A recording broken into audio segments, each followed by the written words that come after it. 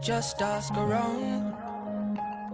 But when outside faces from foreign places talk about taking over, we ain't backing down. We ain't giving up no mountains, we ain't giving up no tree, we ain't giving up no river that belongs to we. Not one blue sake, not one rice grain, not one caress, not a blade of grass. This land is all I know. We gonna make it somehow. We will bend like a bow and never break. Our fathers came here and they lived and died here, and we ain't moving nowhere. Make no mistake, 'cause we ain't giving up no mountain, we ain't giving up no tree, we ain't giving up no river that belongs to we.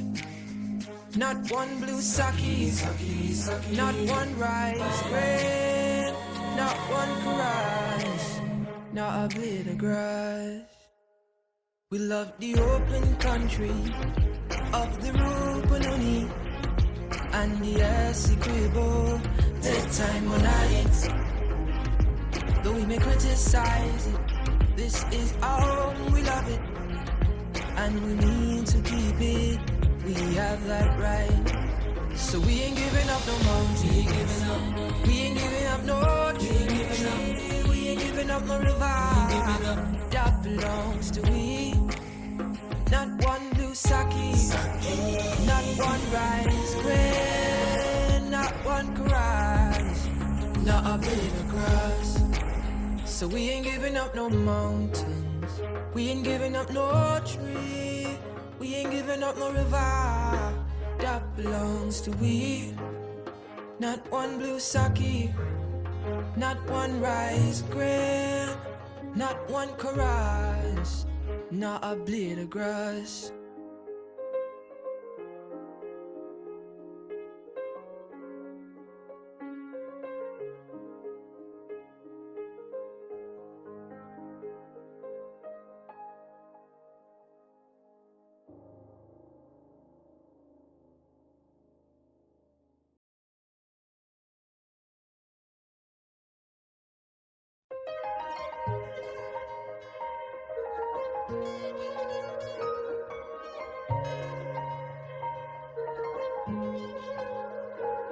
We are a peaceful people, struggle is we struggle, and we don't look for trouble, just ask around.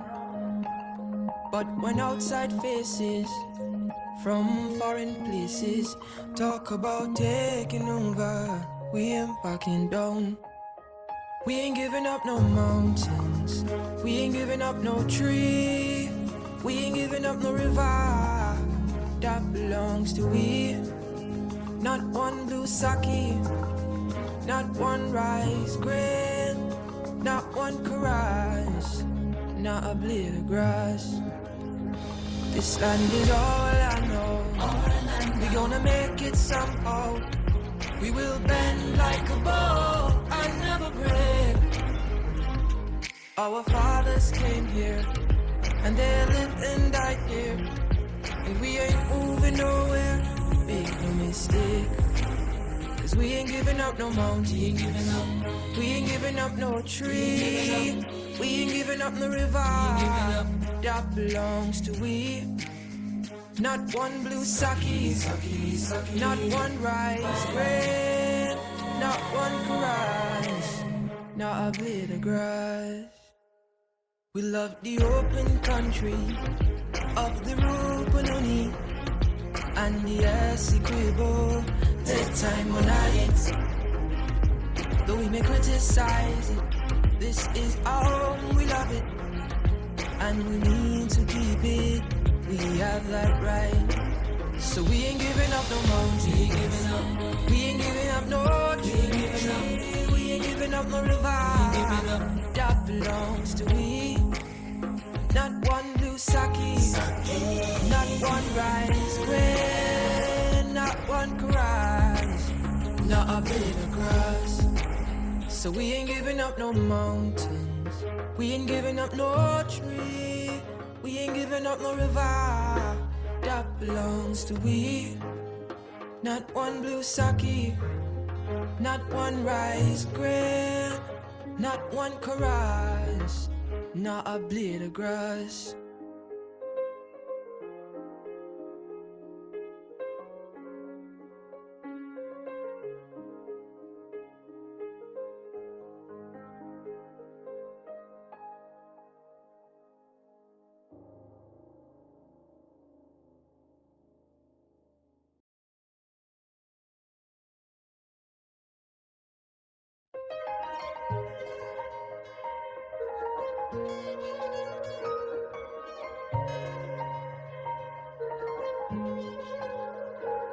We are a peaceful people. Struggle is we struggle, and we don't look for trouble. Just ask around. But when outside faces from foreign places talk about taking over, we ain't backing down. We ain't giving up no mountains. We ain't giving up no tree. We ain't giving up no river that belongs to we. Not one blue sake, not one rice grain, not one chorus, not a blade of grass. This land is all I know. We gonna make it somehow. We will bend like a bow and never break. Our fathers came here, and they lived and died here, and we ain't moving nowhere. Make no mistake, 'cause we ain't giving up no mountain. We ain't giving up no tree. We ain't giving up no river that belongs to we. Not one blue sake, not one rice grain, not one chorus, not a blade of grass.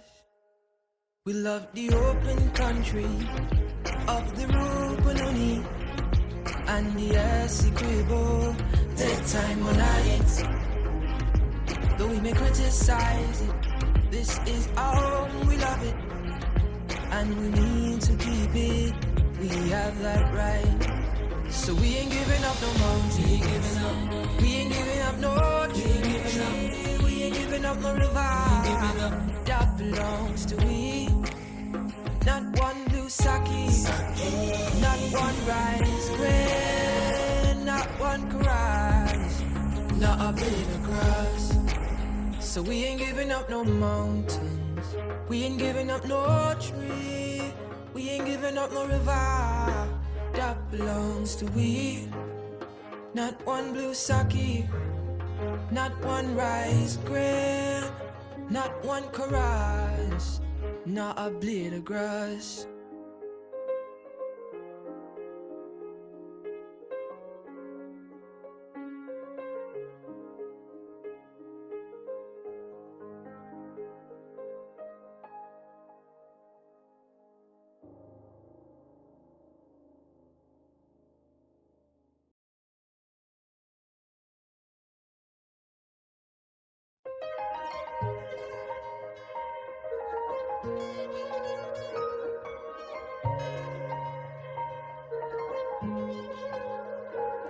We are a peaceful people.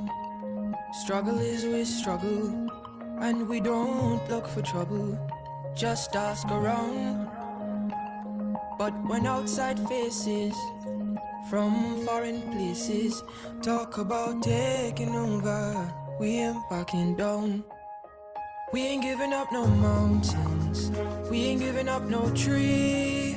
We ain't giving up no river that belongs to we. Not one blue sake, not one rice grain, not one chorus, not a blade of grass. This land is all I know. We gonna make it somehow. We will bend like a bow and never break.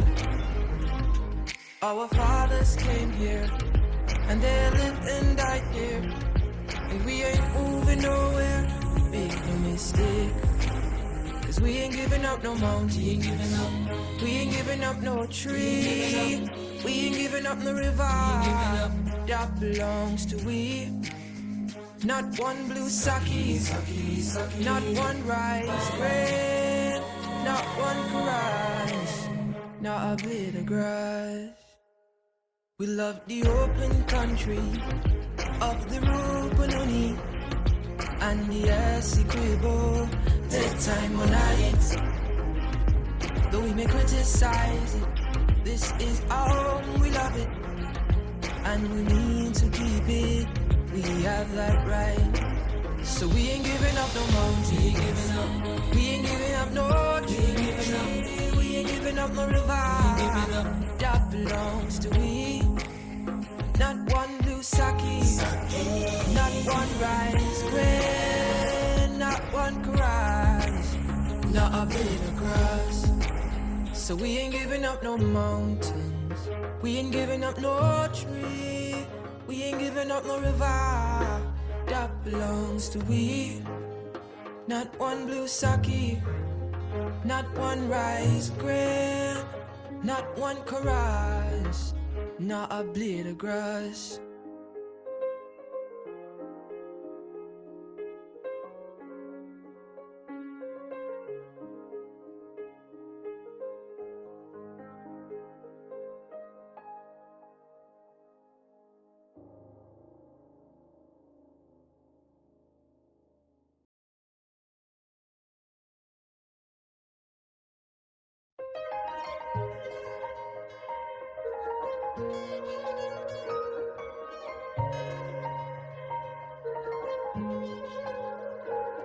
We are a peaceful people. Struggle is we struggle, and we don't look for trouble. Just ask around. But when outside faces from foreign places talk about taking over, we ain't backing down. We ain't giving up no mountains. We ain't giving up no tree. We ain't giving up no river that belongs to we. Not one blue sake, not one rice grain, not one chorus, not a blade of grass. This land is all I know. We gonna make it somehow. We will bend like a bow and never break. Our fathers came here and they lived and died here, and we ain't moving nowhere. Make no mistake, 'cause we ain't giving up no mountain. We ain't giving up no tree. We ain't giving up no river that belongs to we. Not one blue sake, not one rice grain, not one chorus, not a blade of grass. We love the open country of the Rupununi and the Essequibo. Take time on it, though we may criticize it. This is our home, we love it, and we need to keep it. We have that right. So we ain't giving up no mountain. We ain't giving up no tree. We ain't giving up no river that belongs to we.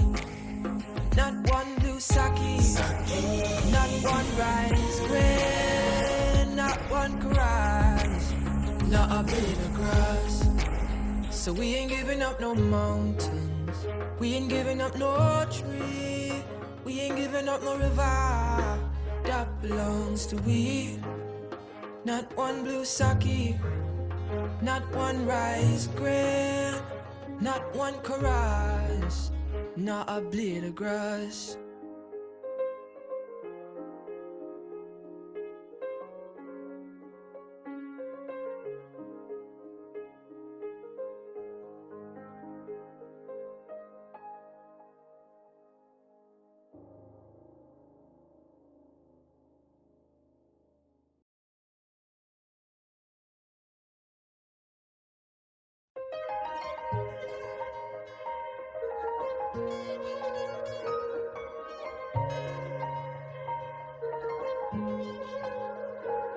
We are a peaceful people.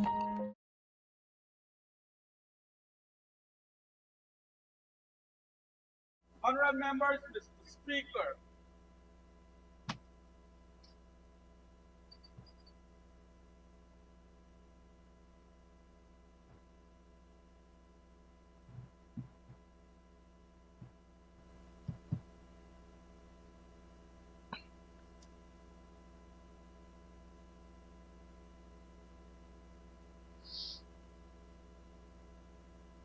Honorable members, I declare this 95th sitting of the National Assembly of the 12th Parliament of the Cooperative Republic of Guyana to be duly constituted and in session. The clerk will lead us in prayers. Almighty God, who are here gathered together, do most humbly beseech thee to guide us in all our consultations, so that we may together build a land where knowledge is free, where the mind is without fear, and the head is held high, and where words come from the depth of truth. Grant us, O God, thy aid and guidance, so that we may deal justly with the several causes that come before us, laying aside all private interests, prejudices, and personal preferences, so that the result of our counsels may be to the glory of thy blessed name, the maintenance of true religion, the preservation of justice, the safety, honor, and happiness of the President, and the peace and prosperity of Guyana. Grant us, O God, the vision so to lead that all the people of this fair land may enter into that state of brotherhood and unity where the mind is led forward by thee into ever widening thought and action. Thank you. Please be seated. Messages from the President. Announcements by the Speaker.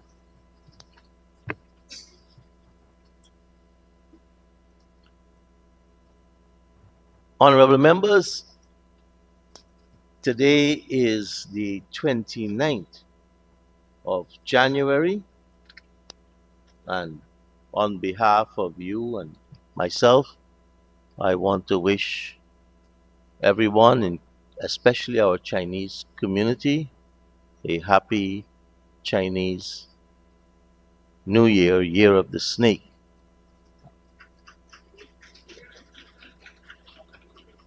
As they would say in Mandarin, and I've been practicing for 1 week, Xin Nin Kuai Lao.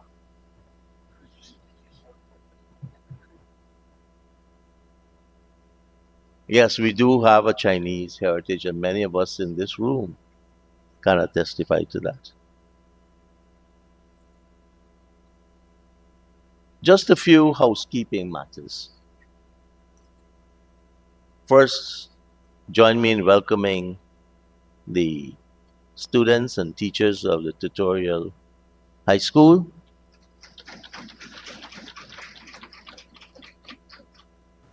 Teachers, students, welcome to the National Assembly. One of the phrases, clauses, and words that I'm hearing constantly is cry of shame and shame. And Speaker Ramkaran had dealt condignly with this or these unparliamentary words. Secondly, we've sat here for years and heard of the exchanges regarding the CSOs. And I thought that we would secure the records and circulate them. So there were two documents circulated. One was a cabinet decision signed by the late Dr. Roger Luncheon that ensured that the CSOs were guaranteed their payments up to April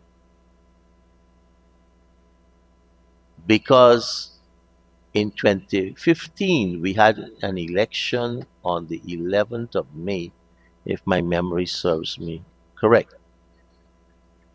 And there was no budget. And in order to continue paying people, knowing the person Dr. Luncheon was, he would ensure that salaries are paid. and the CSOs being a program, a cabinet decision was issued to pay CSOs until April. That doesn't mean that the government fired the CSOs. A statement by Vice President Ali Koch made it quite clear that the government that was elected said that the CSOs were part of a red brigade. And the government was replacing the CSOs with another program, the CSO program, and that the CSOs can apply in this program. So there may be one or two other documents circulating, but I think what definitively for me settled the matter was the statement by Vice President Ali Koch regarding how and what happened to the CSO program. Mr. May Clerk? May I, Mr. Speaker? This is allow me Mr. Henry? one statement. Can I make a statement? Thank you, Mr. Speaker. Just to say that No. one statement. This is announcement by the Speaker. I thought you had something very substantive to contribute. That's why I recognize you. You have to wait for another opportunity for an interjection. Mr. Clerk? Presentation of petitions, presentation of papers and reports, etc. Reports from committees, oral questions without notice, questions on notice, statements by ministers including policy statements, personal explanations, request for leave to move the adjournment of the National Assembly on definite matters of urgent public importance, motions relating to the business or sittings of the National Assembly and moved by a minister, introduction of bills, public business, government's business. Honorable members, the Assembly will continue the debate on the motion for the approval of the estimates of expenditure for financial year 2025. Our first speaker today is the Honorable Ganesh Mahipur. Honorable member, at 10:24 you may commence. Thank you very much, Mr. Speaker. And let me join with you in welcoming our students from Tutorial High School, and I do trust that they will enjoy these debates. Mr. Speaker, Budget 2025 did not come as I had expected, and from that standpoint, I must express my grave disappointment. From the outset of the budget process in June of 2024, which began with a circular from the Office of the Finance Secretary, I had hoped for a shift in the consultation process, a shift away from the outdated, archaic practice of engaging solely with government agencies and party supporters, and towards a more inclusive and meaningful dialogue with all stakeholders and the people of Guyana. Mr. Speaker, I distinctly remember sharing my views with individuals who I believe have influence over the Commander-in-Chief, with the hope that his leadership would reflect the promise of a departure from the divisive and partisan practices of the past. Unfortunately, what we see today is not the one Guyana he claims to want. Instead, it is a one-sided Guyana. We cannot speak about unite. Honorable member, I don't want and don't like to interrupt, but a good attempt. We know who the Commander-in-Chief is, and you're actually now criticizing the action of His Excellency the President, and we have standing order which deals with the actions of judges and the President right, not subject to such comments. Thank you for your kind guidance, Mr. Speaker. Guyana is right now a one-sided Guyana. We cannot speak about uniting our people while actively excluding the political opposition forces from meaningful participation. We cannot champion inclusivity in public while engaging in divisive and harmful behavior behind closed doors. The One Guyana slogan, which is pirated from a second to non-political opponent, the PNCR, can only be meaningful if it is accompanied by genuine inclusivity, mutual respect, and a real commitment to collaboration. Mr. Speaker, it cannot be truly one Guyana when selected communities with supporters of the PPPC getting economic upliftment by way of materials to build chicken pens and hundreds of thousands of dollars in cash grant distribution to open and expand their small businesses, while other communities are kept in economic stagnation with no financial assistance. Rather, one or two paved roads and a couple of lights on their playgrounds. Why is it that places like Denamstel, Bagottville, Iflot, Shortville, Sisters Village, and so many others are not in receipt of the same treatment as places like Wakenham, Legwan, Tushin, Parika, and Leonora? Village shops exist in these Afro-Guyanese communities too. But the owners of shops in these communities never, in the last 4 years, got any cash grant to help them economically.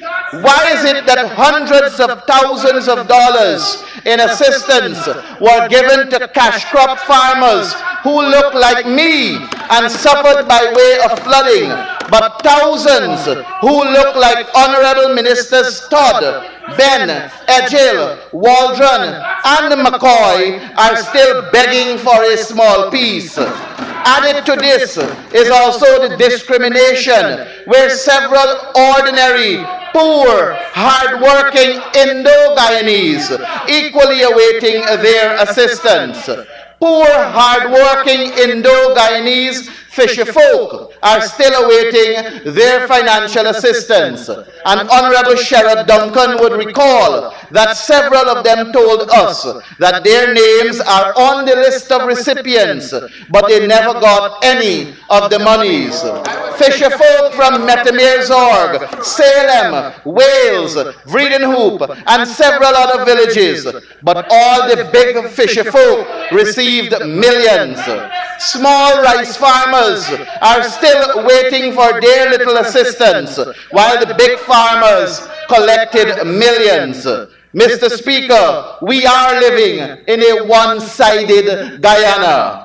The rich versus the poor, the connected versus the neglected, the friends, families, and favorites of the PPPC versus the rest of us, and where the government is facilitating the growth of oligarchs. It was Henry Truman who said, sir, you cannot be in politics and get rich without being a crook. Mr. Speaker, if Budget 2025 had been the result of a truly consultative process, one that involved a wide cross-section of Guyanese stakeholders, ordinary citizens, community and religious leaders, civil society organizations, and the opposition, I am confident that it would not have been a document of intellectual circumcision laced with mendacious propaganda. It would have been a budget that made every Guyanese proud, as opposed to a document that reflects limited input and falls short of the transformative potential. Mr. Speaker, as politicians, we must recognize the urgent need to chart a new, different, and more secure approach to governance. at a time when our nation stands on the brink of unprecedented economic growth, we have a responsibility to move beyond the political and economic stagnation of our past. Guyana is no longer a poor third world country. We have the resources and the opportunity to rewrite our story.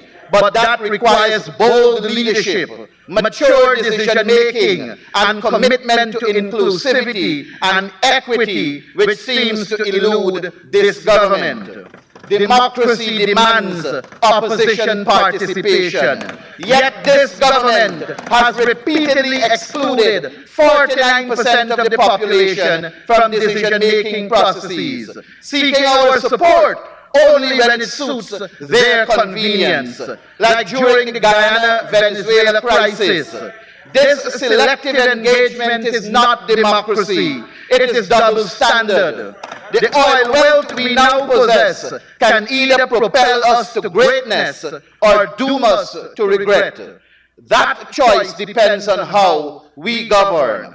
I assure this nation, here and now, that with us in government, the opposition in the name of the PPPC will be a part and will be parcel of the formation of budgets, because they too, though in opposition, must be heard, for Guyana belongs to all of us. A true united Guyana requires the inclusion and genuine participation of all. Building roads, bridges, and other infrastructure projects are necessary, and any government can do that. Those blueprints have existed for decades.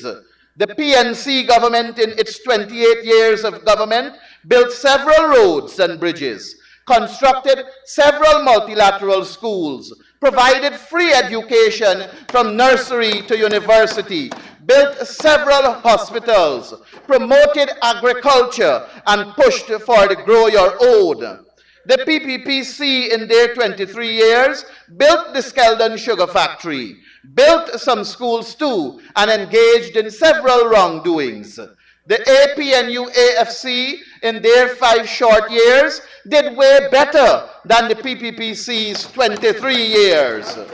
All of these years went by without any oil money, but the last 5 years provided a fiscal space for lots and lots more. This regime sadly is not embracing true development. True development, sir, requires more than concrete and asphalt. It demands a shift in our political dynamics and attitudes, embracing greater transparency, stronger accountability, and a willingness to lead with inclusiveness and unity.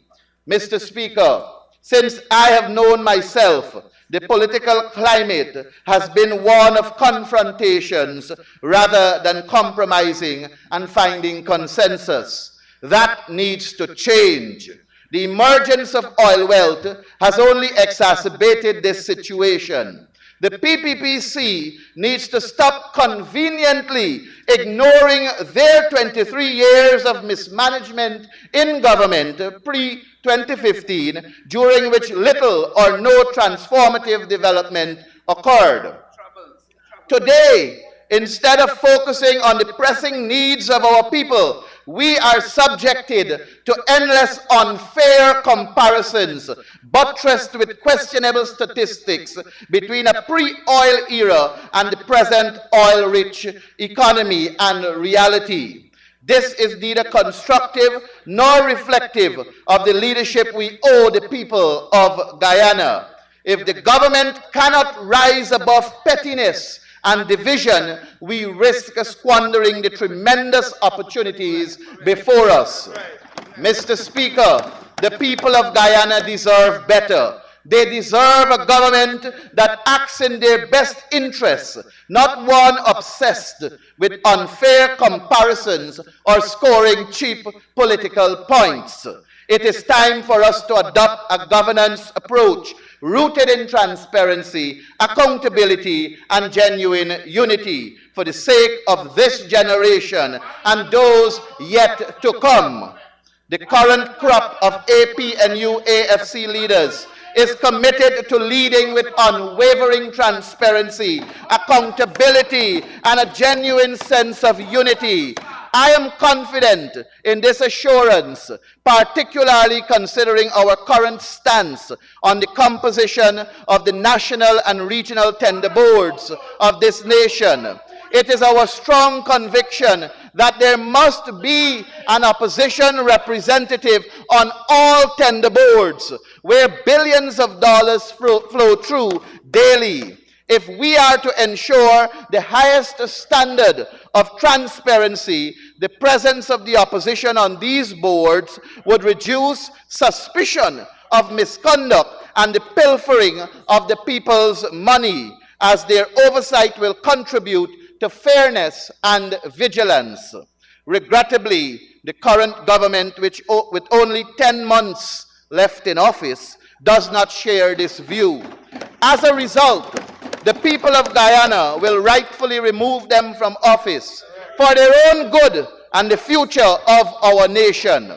And when they are in opposition, we in government will ensure they have a presence on all state boards and commissions. In any democratic society, checks and balances are paramount to ensure there are no policies for public pilfering and cronyism. There is no policy for PPPC, public policies and public pilfering and cronyism. Mr. Speaker, such mechanisms exist in nations led by governments genuinely dedicated to their people, and they must become a cornerstone of governance here in our beautiful Guyana. The PPPC has a golden opportunity to do the right thing, but after 5 years in power, we continue to witness a blame game that undermines the necessary steps toward real progress for everyone, especially our ordinary, hardworking, tax-paying Guyanese, and not just for the elite few. When it comes to accountability, the APNU-AFC has already signaled our unwavering commitment to strengthening the Auditor General's office.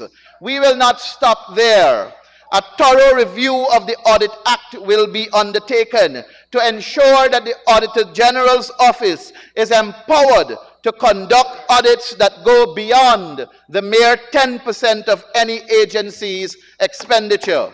In cases where significant malpractice or questionable findings arise, we will demand a deeper investigation.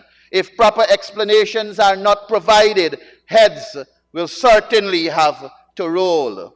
We will not engage in empty rhetoric, making public promises of accountability while secretly socializing with those who should be held responsible.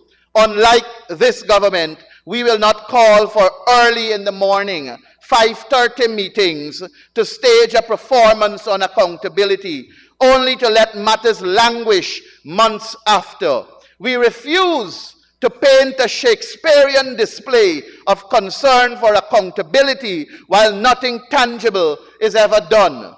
It has been years now since the Metamere-Zorg, Charity, Podroin, Bellevue, and Blackbush polder pump stations, accounting to billions of dollars, where millions upon millions were already paid to contractors and several other critical infrastructure, but remain incomplete. And in many cases, at the sites, there is no work. But do we see anyone, more precisely Honorable Zulfikar Mustafa, being held accountable? The 5:30 meeting was a sham, Mr. Speaker. We see every day how SUVs continue to break the law by having blue and red flashing lights with sirens on the road, disrupting the smooth flow of traffic, among so many other issues in the Guyana police force, with the Brutus scandal taking front stage. But has anyone been held accountable? More specifically, Honorable Robertson Ben. The 5:30 meeting was a sham, Mr. Speaker. Look at the matriculation rate in our school system. It was at 49% in 2020 when the APNU AFC left office. Today, with billions more and monies invested in the sector, Honorable Priya Manikchand has it at 26%. Was she or is she being held accountable? The 5:30 meeting was a sham, Mr. Speaker. A doctor from the Timeri Health Center had to appear on camera and tell this nation that in 2025 there is no Panadol at a health center. Inhumane working conditions. Was Honorable Dr. Frank Anthony held responsible? The 5:30 meeting was a sham, Mr. Speaker. There is a $15 billion office complex where over $7 billion is already spent, but still no one can locate where the structure is. I know Honorable Annette Ferguson is looking all over and can't find it. Roads are being constructed poorly, no consideration for sidewalks. Hundreds of millions of dollars were spent on a third-hand boat that continues to burden this nation with huge maintenance costs and constantly must be moored for maintenance. Several contracts awarded via hand-picking contractors. But do you see Honorable Ejil or Indar being held accountable? The 5:30 meeting was a sham, Mr. Speaker. We see the abuse of the procurement system, where several contractors are awarded contracts and they have not been evaluated as the lowest and most responsive bidder. Several engineers have complained about being instructed to use the three-coat system by way of calling in 3 or at most 5 contractors and let the 5 of them bid for the projects with the guarantee that the 5 projects will be shared among them. Mr. Speaker, is that what the procurement law was intended to do? Certainly not. But do you see Honorable Ashni Singh or the National Procurement and Tender Administration Board Chairman being held accountable? That 5:30 meeting was a sham, Mr. Speaker. Honorable Todd got very upset when Sherrod Duncan, honorable member, spoke about the Venezuela issue.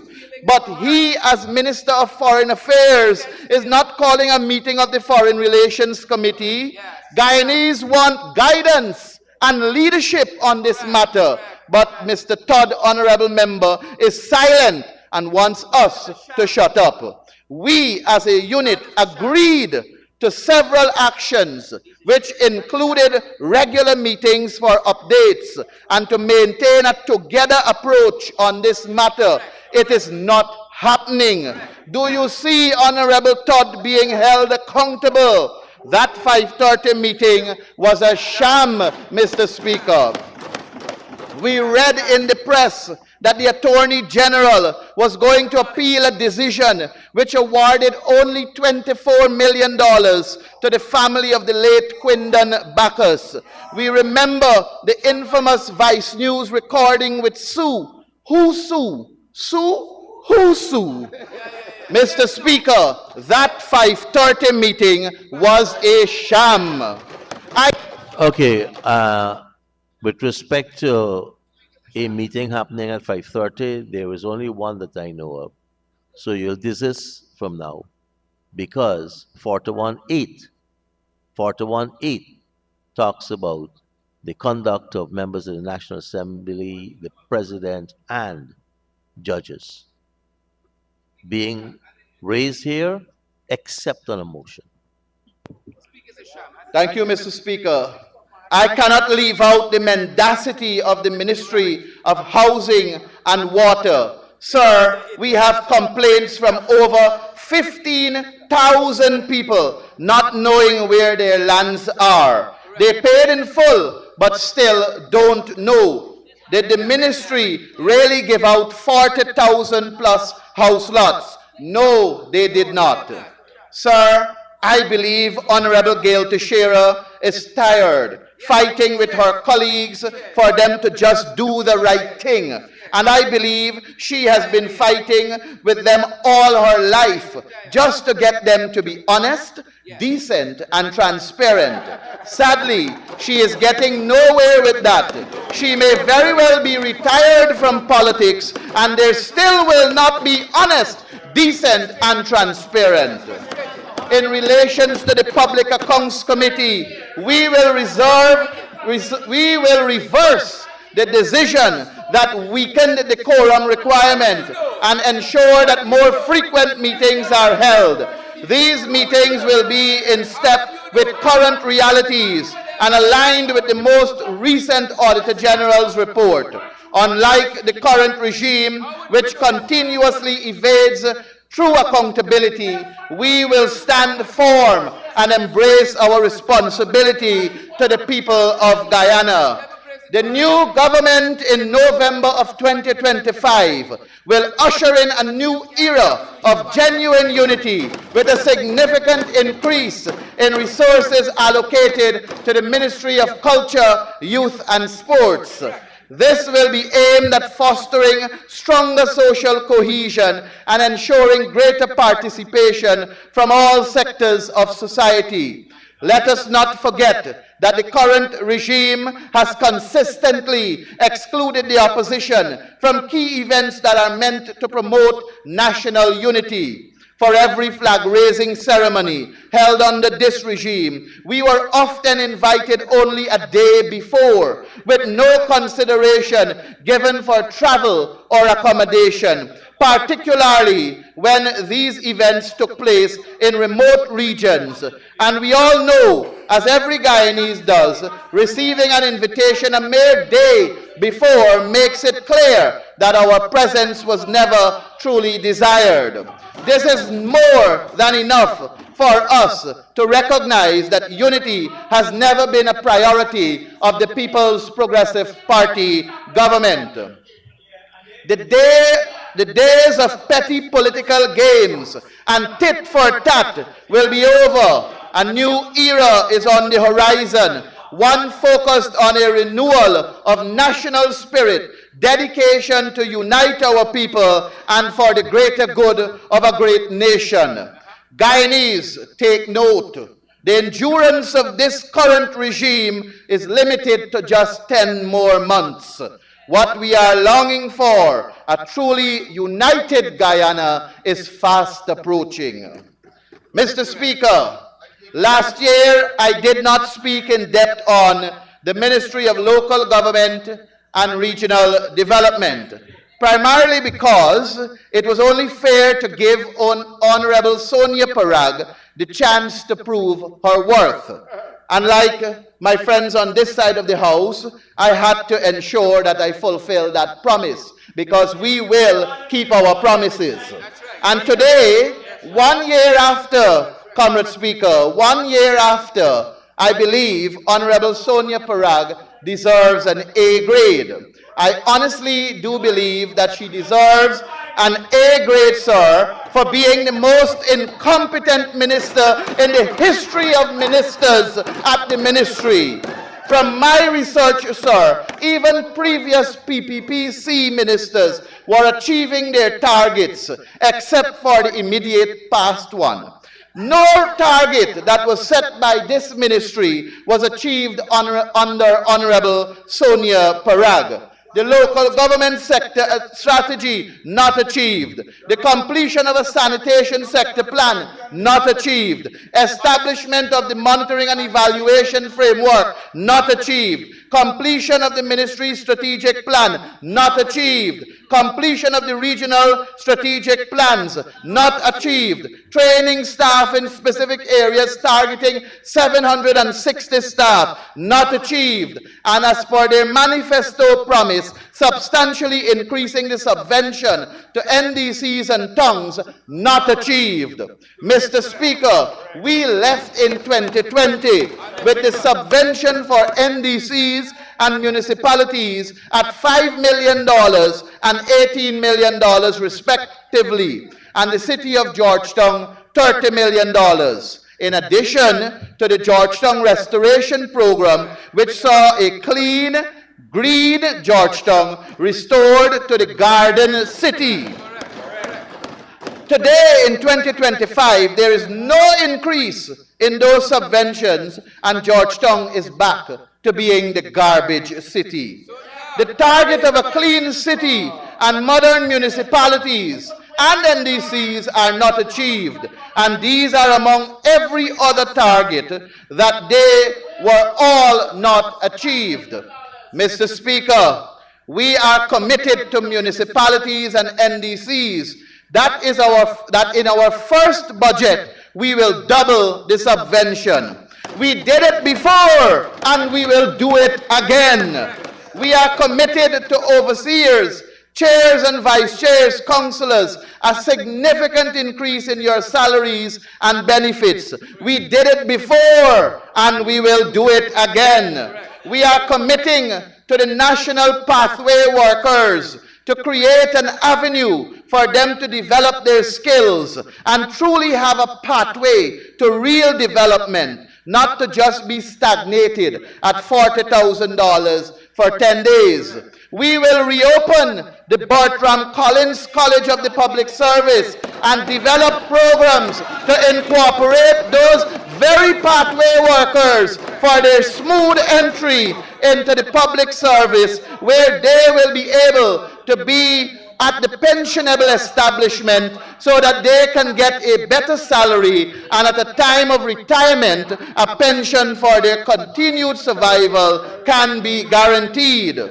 We will develop a structure for the Regional Economic Transformation Program and explore the feasibility of a recycling plant for our country. Once feasible, a countrywide campaign to educate our citizens on separation of waste,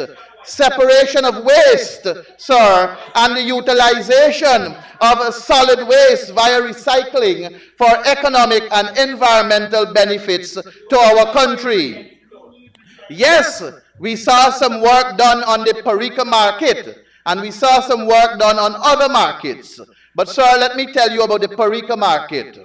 Mr. Speaker, can you imagine, after spending over $700 million on the Parika market, thinking that the country would get a final and finished project, vendors, ordinary people of Guyana, vendors who sell, who ply their trades there, are now instructed that they must do all the electrical work for their respective stalls. And if they cannot afford to do it, their stalls will be taken away from them. A vendor, Meena Rampasad, told me to call her name, and along with several others, cried in front of me because of this move, said to me that business is slow, people are not shopping like before, and every essential for basic survival is expensive.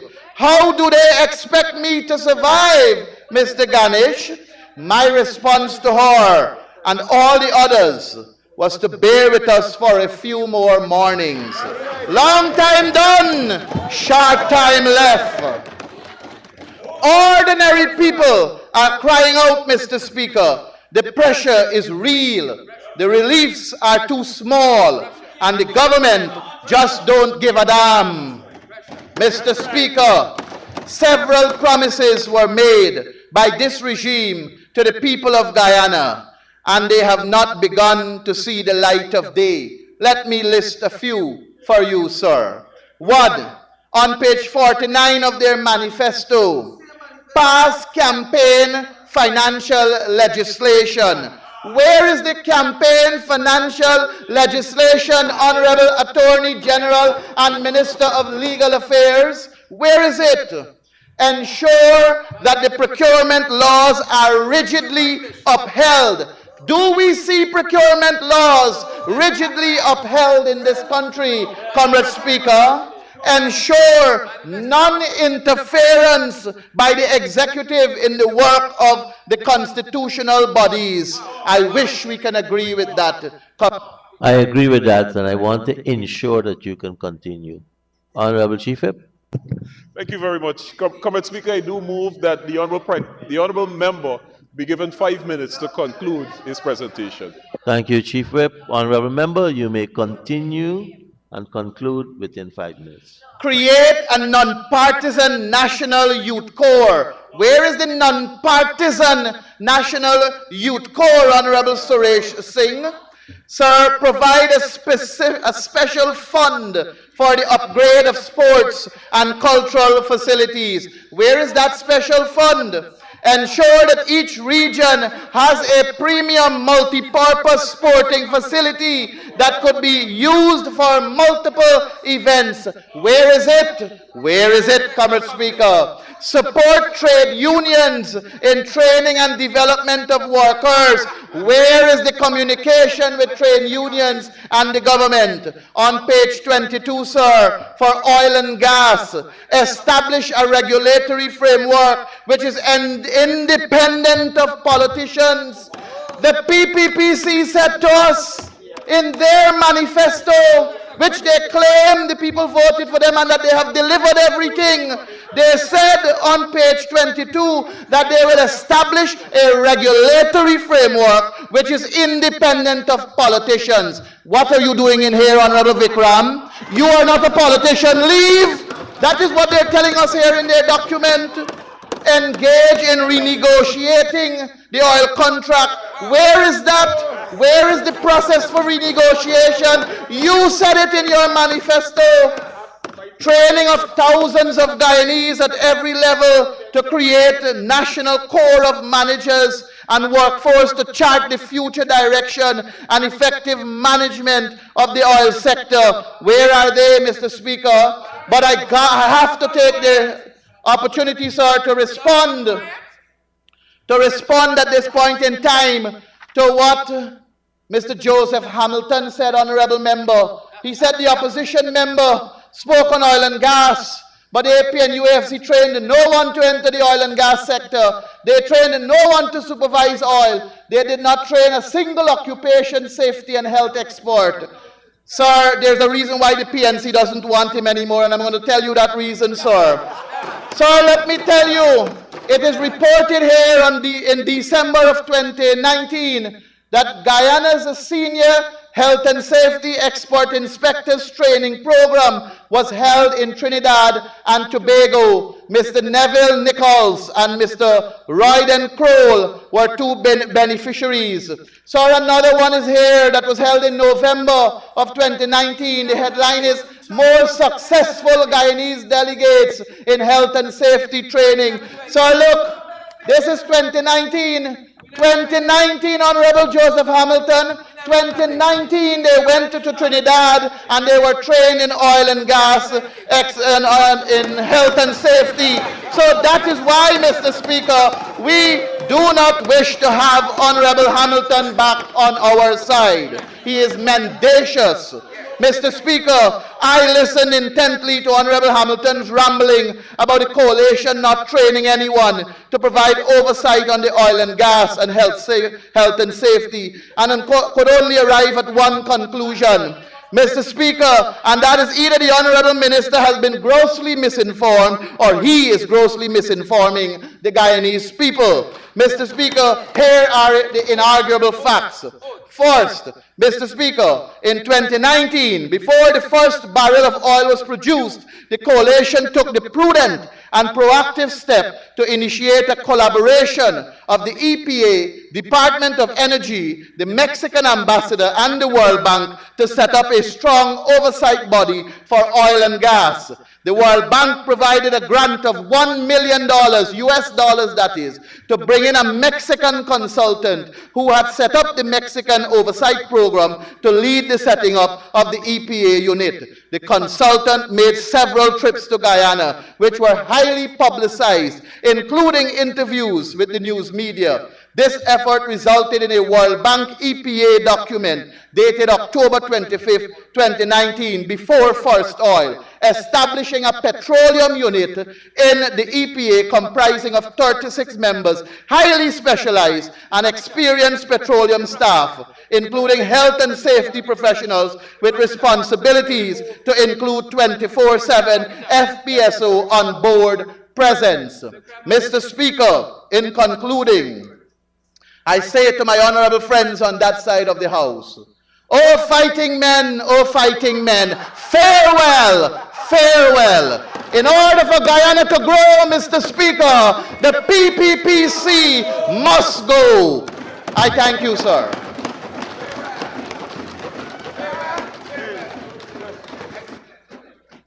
Thank you very much, Honorable Member, Mr. Mahipal.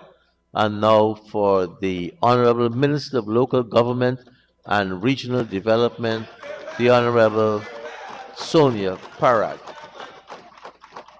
Honorable Minister, your time starts now. Mr. Speaker, for the 6th time since the PPPC government took office in 2020, I proudly rise in this honorable house to lend my unwavering support to a budget that yet again reflects our government's timeless commitment to progress and prosperity. I extend my sincere appreciation and congratulations to my colleague, the Honorable Dr. Ashni Kumar Singh, and his dedicated team at the Ministry of Finance, my other esteemed colleagues and their staff, and my own staff from the Ministry of Local Government and Regional Development. I say thank you to all of you. Mr. Speaker, I do find it quite disturbing, unsettling to say that before me, I had an individual, a member of this House, who has the title of Shadow Minister of Local Government and Regional Development. The truly disturbing part is that I cannot imagine how a relatively young and vibrant person as myself is capable of casting such an enormously uninspiring shadow. Mr. Speaker, that was the most disappointing budget speech I have heard from the Honorable Ganesh Mahipal in all of the presentations that he has made. And perhaps that was not a performance for the people of Guyana or for the PPPC government, but for maybe the leader of the opposition. And before I even get into the budget, I will speak to Mr. Mahipal, honorable member, and dispense with him and move on. Mr. Speaker, when I came in to local government, I heard the chatter of Mr. Mahipal being an officer in the Ministry of Local Government and Regional Development. And it prompted me to do a little bit of research of my own to see what exactly the honorable member had as his functions in the Ministry of Local Government. And you would be surprised to know, or perhaps not, that he carried the title of Regional Information Officer. Misinformation. And in the ordinary context, it would mean somebody who has a public relations duty. But this particular member, Honorable Mahipal, was bringing and carrying news. That was all it was. Bringing and carrying news. Fake news. And fake news. Further, Mr. Speaker, Mr. Mahipal's designation changed from Regional Information Officer to Community Development Officer. So I went even further. I called the regional officers to find out whether there was in fact a file, because you know Mr. Mahipal comes to the Honorable House and he pontificates and he brings a 97% AI speech and he comes like he knows everything that's going on and that he is the most pious individual. So I thought perhaps he had a file that had all these stack of immaculate and well thought out and well thought out process of what he was doing. But did you know, Mr. Speaker, that the regional officers could not find one thing that he did in the communities of Region 3 as the community development officer? Not one thing. Not one thing. Collecting a salary from the government of Guyana at the time and doing nothing to develop any community in Region 3.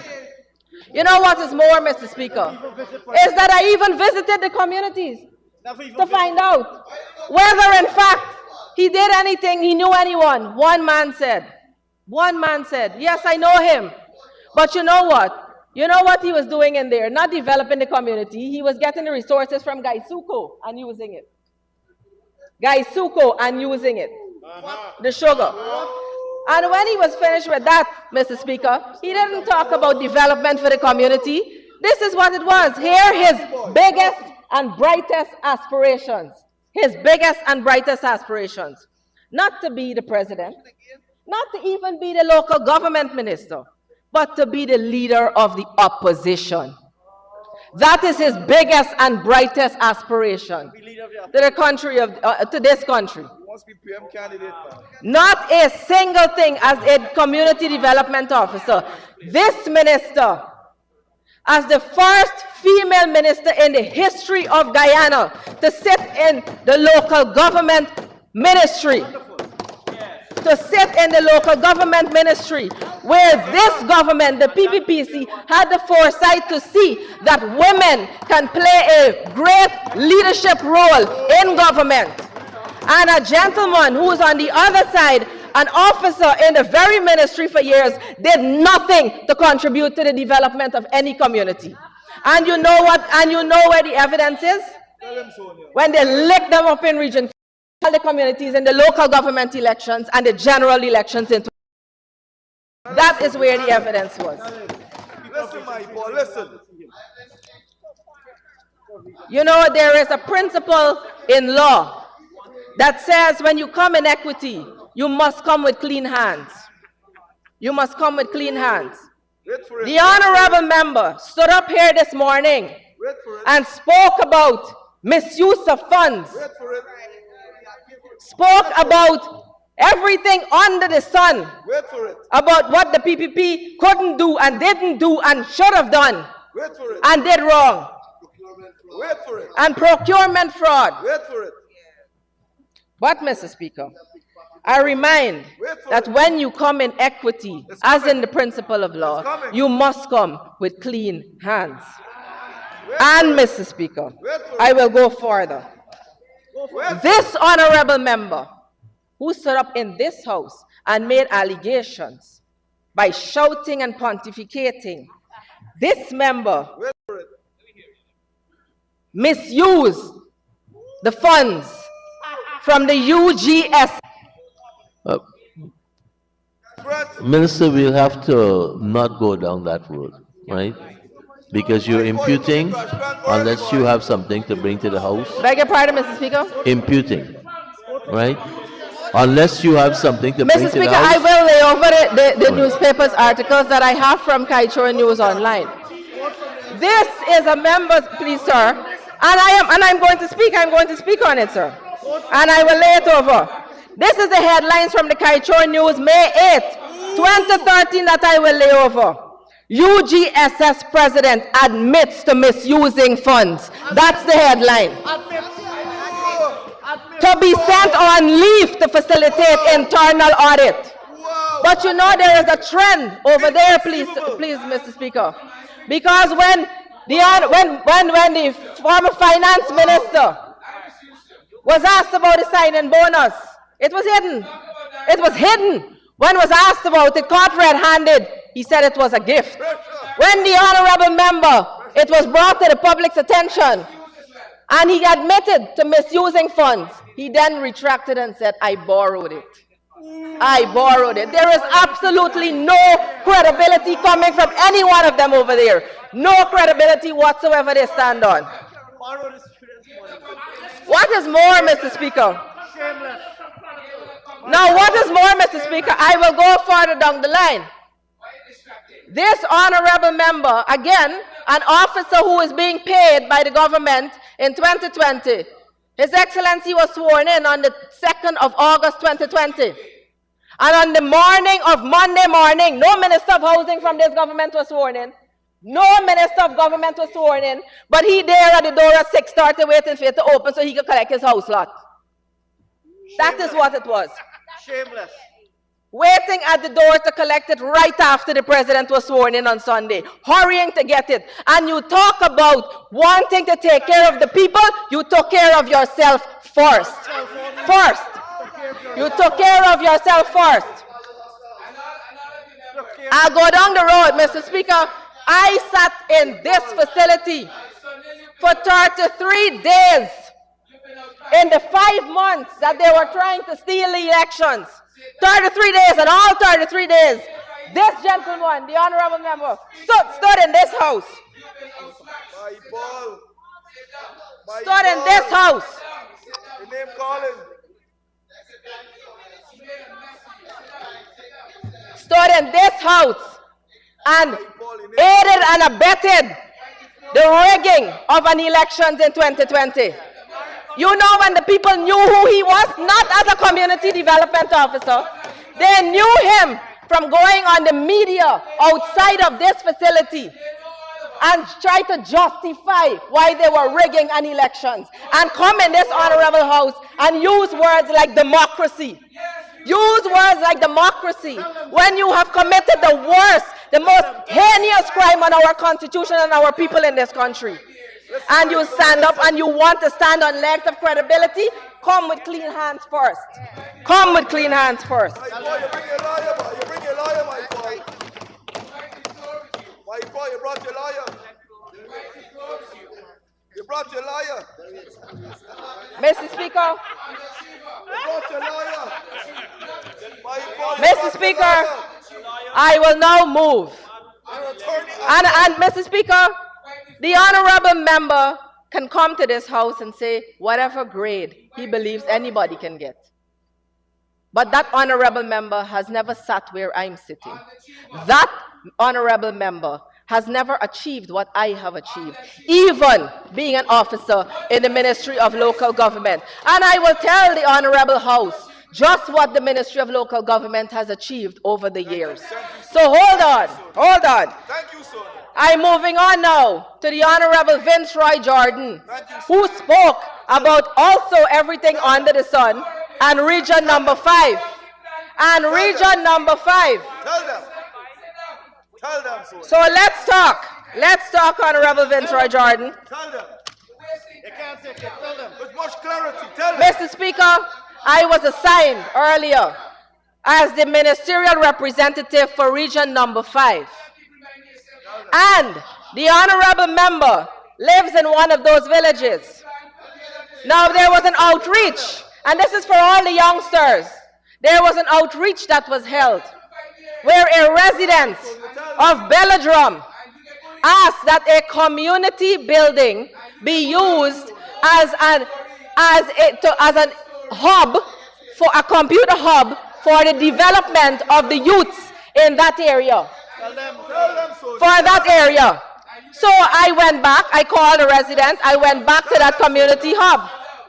So she can show me how we can be able to rehabilitate it. But lo and behold, the Honorable Vince Roy Jordan drove himself from Lovely Lass to Belladrum and stood up in front of the door. Stood up in front of the door to block me from entering into the community building. Under the guise of not having the keys, of it being robbed, they have to do an inventory, and so God knows if they swallow the keys or they throw away the keys or whatever it is. But they stood up there, and he not only blocked the door, but he blocked the development of the youths in Belladrum. Why you don't go back and tell them that? And Mr. Speaker, when I put it on live, when I placed it on live, Mr. Vince Roy Jordan, the honorable member, jumped on a live of his own and changed the story from a missing key so that the PPP want to establish an office in Belladrum. Well, I want to tell you something, sir. The PPP can go to any corner, any community. They don't have to set up an office. They will be effective anywhere they go. Anywhere they go, they will be effective.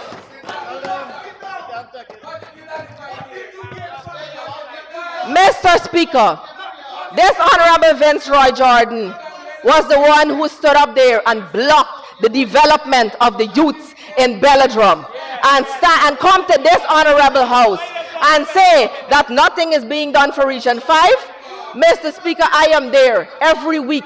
And I can tell you the development on the agriculture. I can tell you the development on the education. I can tell you the development on the Ministry of Health.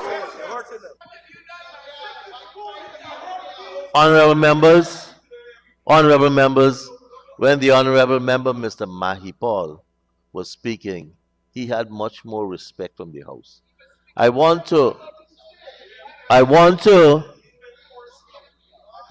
say to those members who are shouting and not in their seats, if you want to engage, go back to your seat.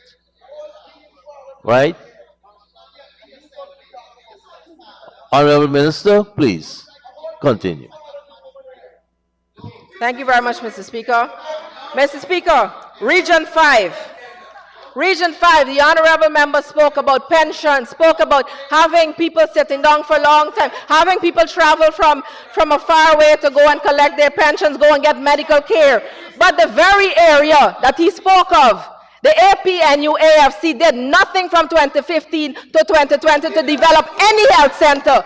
But the PPPC established the Esau and Jacob Health Center, which will service the very same persons that he's talking about. Development never came under them. It came under the PPPC at all times. At all times. So when they want to talk about development, they must come with clean hands, please, sir.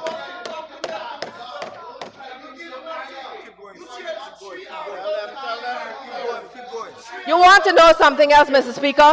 In all of the years, 2015 to 2020, they talk about the Bushrot School. They did nothing. They did nothing. They rehabilitated the Belladrum School. And up to now, Mr. Speaker, this government is expending money to maintain that school because of the poor job that was done on that school. And we're building 3 more schools in that region. So do not come here and tell me that we have done nothing. Don't come here and tell me that. Mr. Speaker, this is another gentleman, the Honorable Mr. Vince Roy Jordan, who is disconnected from the rest of his colleagues. Because everyone else is talking about closing the sugar estate. It cannot be revived. And he's standing up here like a big joke and saying, we will resuscitate the sugar estate. So disconnected from the rest of your colleagues.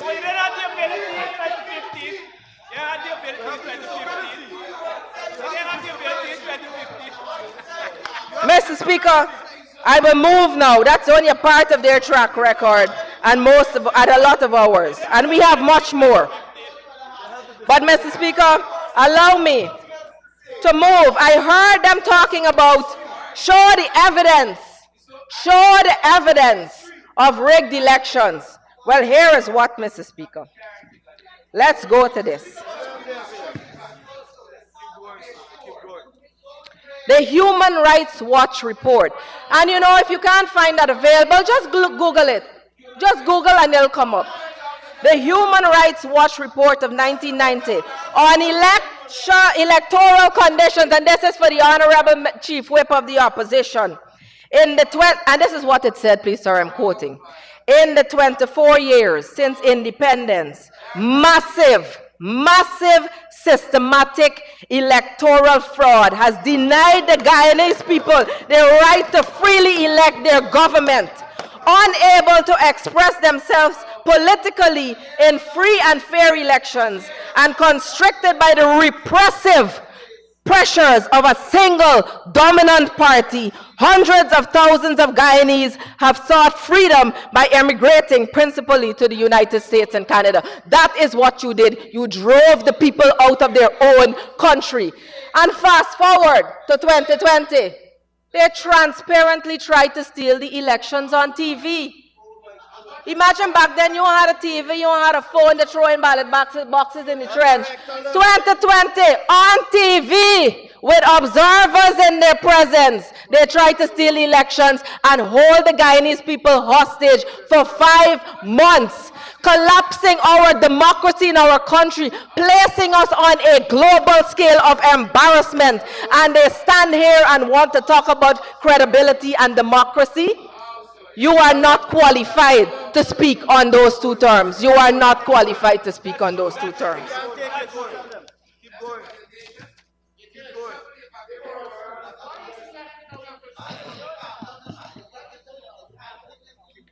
Mr. Speaker, over the past few days, I have listened, not without discomfort, as members on the APNU AFC benches put forward over and over again wholly misguided assertions, selectively manipulating data in an attempt to convince the Guyanese people that all the benefits that they have enjoyed since the PPPC returned to office are not good and real, that they have enjoyed.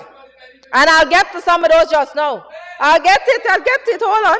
You have to listen. And Mr. Speaker, the phrase that keeps resurfacing is track record.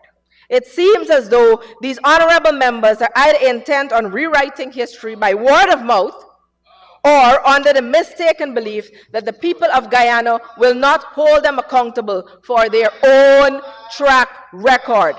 Let us be clear, Mr. Speaker. There is only one party in Guyana, and I say this without fear of contradiction, that there is only one party in Guyana whose track record boasts of progress, development, and unity, and that is the People's Progressive Party Civic. Mr. Speaker, every time we bring the facts to this House, the opposition members, they scramble for cover. They scramble for cover, crying that we're going back to the past. But let us be clear, it was in 2020, in that full view of the world, that they proved beyond a doubt that the very electoral fraud they denied for decades was in fact their modus operandi. This time, it was not hidden behind closed doors or whispered in political circles. In the 27 years between 1965 and 1991, while the economy of Barbados grew by 1,100%, Trinidad by 400%, Jamaica by 260%, the Guyanese economy under the PNC reflected zero growth. Zero growth, with an external debt as a percent GDP being 729.7% in 1991. That is their track record. Compare that with when the PPPC left office in 2015, where we made no attempt to fraudulently hold up the country. The external debt stood at 26.7% of the GDP. Mr. Speaker, over the last couple days, it was not only the policies and programs of the PPPC that came under attack by the opposition, but the people of Guyana have also been on the receiving end of the vitriol. We had the Honorable Member, Jurita Finance, who opened the debates on Friday, looking down. And I find it quite reprehensible that an honorable member will come to this House purporting or pretending to represent the vulnerable groups in our society, the working class, the young people, and will come and strip those people of their dignity because they choose to have an honest job in the hospitality industry, under the part-time program, as a garbage collector, or however you look at it. And what is even more is that following that speech, there was a disturbing trend that was developing, attacking all of those who were seeking to make an honest living in our economy. And you know what? We're proud of them that they can make an honest living. We're proud of them that we can create the environment for them to be financially stable.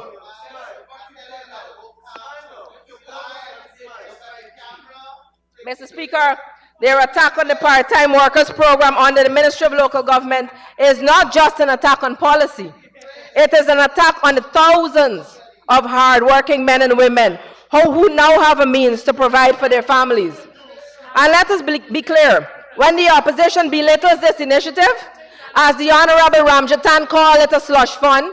As someone else called it, belittle the people who are actually working in these positions.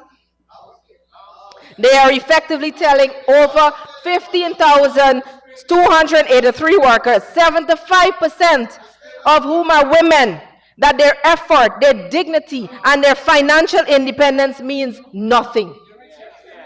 They are telling these women, we now have an opportunity to earn who now have an opportunity to earn income they previously did not have, that they are simply wasting time. This is coming from the very same people who kept quiet when in 2015 to 2020, they were telling people to go fry plantain chips and sell it, to go sell dog food. And you know what? Even if you sell plantain chips or dog food, you would have done an honest job. But you all didn't attack it then, but you're attacking the people who want to upgrade themselves. The part-time program. Numerous persons in Region 3 have moved on from the part-time program and have become nurse aides. Nurse aides. They have taken the opportunities that the government have given them to upgrade themselves. Some of them have gone into permanent employment. So, honorable members, when you're looking down on these people, be careful what you do, because it's the very same people you're going back to for their votes. Mr. Speaker, let us talk about what this so-called waste of time looks like. Through the Pathway Workers Project, 2,558 of the 15,000 workers are from the hinterland, Region 1, Region 7, and Region 9, who have been able to secure employment and contribute meaningfully to their households and their communities. This government has invested billions annually to ensure that these workers are not only earning a living, but are part of an inclusive economic structure that values their contribution. And what does that mean? Over 11,000 women, listen carefully, over 11,000 women now have financial autonomy with billions of dollars flowing into their hands each year. And this program has gotten $11 billion this year, which will see the expansion of the program, including and bringing in more persons who were previously unemployed and can now be gainfully unemployed for 10 days a month and can get a second job if they wish. That is development. Mr. Speaker, this is what the opposition considers a waste of time. Supporting our mothers, daughters, sisters in achieving financial stability something to scoff at? I think not. This government, on the other hand, values and respects every work in every sector.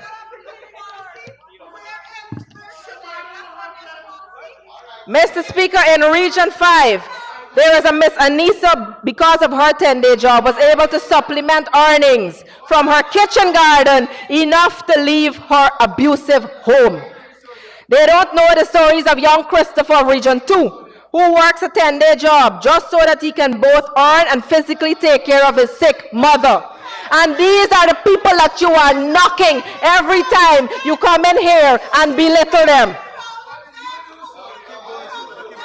Mr. Speaker, if the members on the other side would do their due diligence, they would know that many of these part-time workers have upgraded themselves through the GOAL initiative. And I want to go into another sphere of this. They talk about, Dr. Ashni Singh, they talk about not having oil money from 2015 to 2020. And they couldn't do what they were what we are doing now because we have oil money. The truth of the matter, Dr. Ashni Singh, is that they lack the competence to do anything in 2015. But I'll show you how. I'll show you how.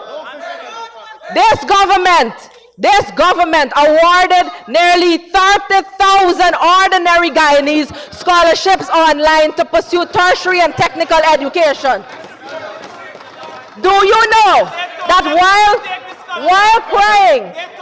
crying that they don't have oil money, over $70 million, wrap your minds around it, 70 million Guyana dollars was spent on 3 ministers and 1 minister's 2 children in scholarships. while Region 8 and Region 9 got no scholarships in 2018 and 2019. None. And you didn't have oil money, but you could have taken that money and used it. But no, you didn't want to do that. You used it on yourself. You used it on yourself. In the Ministry of Local Government, here you go. Most of the money went into recurrent and not capital in 2015 to 2020.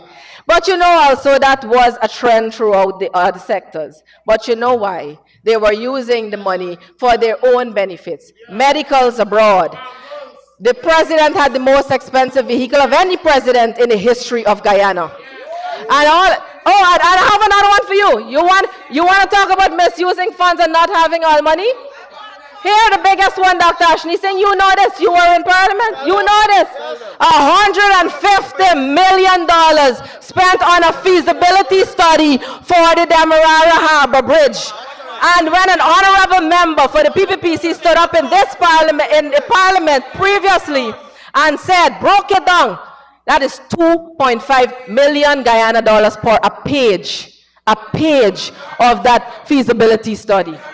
A feasibility study which they did not use. So you want to talk about misusing funds?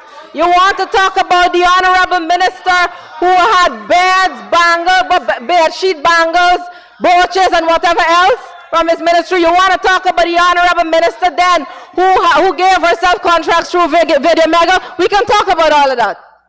You want to talk about the REO in Region 5 in 2017? Out of $90 million for drainage and irrigation, $59 million was given to one contractor. Auditor General report. You want to check that? You want to talk about it? We can talk about it. Again, when you're coming to this honorable house, come with clean hands. Don't come and tell us that you didn't have oil money and you couldn't do this and you couldn't do that. Minister Ashney, Minister Gail Teixeira, if on any given day a Guyanese wants a good laugh, they can pick up this. They can pick this up. They want a good laugh, they can pick this up. I laughed the whole way last night. All laugh for hours. Let's go.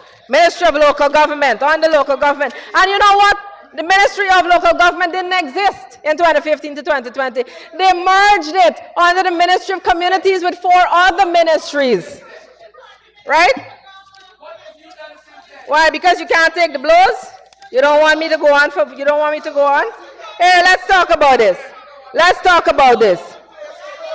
Page 17 of the APNU AFC's manifesto, regional and local government priorities. Here we go. They announced the date for... Minister, before you go, you'll need an extension. Mr. Speaker, I can't hear myself. Mr. Speaker, I can't hear myself. I would like to ask... I can't hear you either. I'd like to ask that the honourable member be given 5 minutes to conclude her statement. Thank you, Minister Teixeira.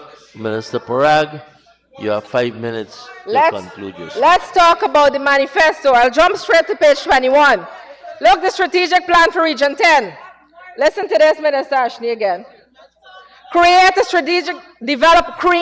the point 1. Create a strategic development plan for Region 10. Rescue and modernize the bauxite industry. Invite and support foreign investment for reputable and known multinationals to develop an aluminum industry in Guyana. Create new jobs. These are the same people who closed down the call center and locked people out of jobs. When the PPPC came in office, restored the call center, 250 persons now have jobs in Region 10.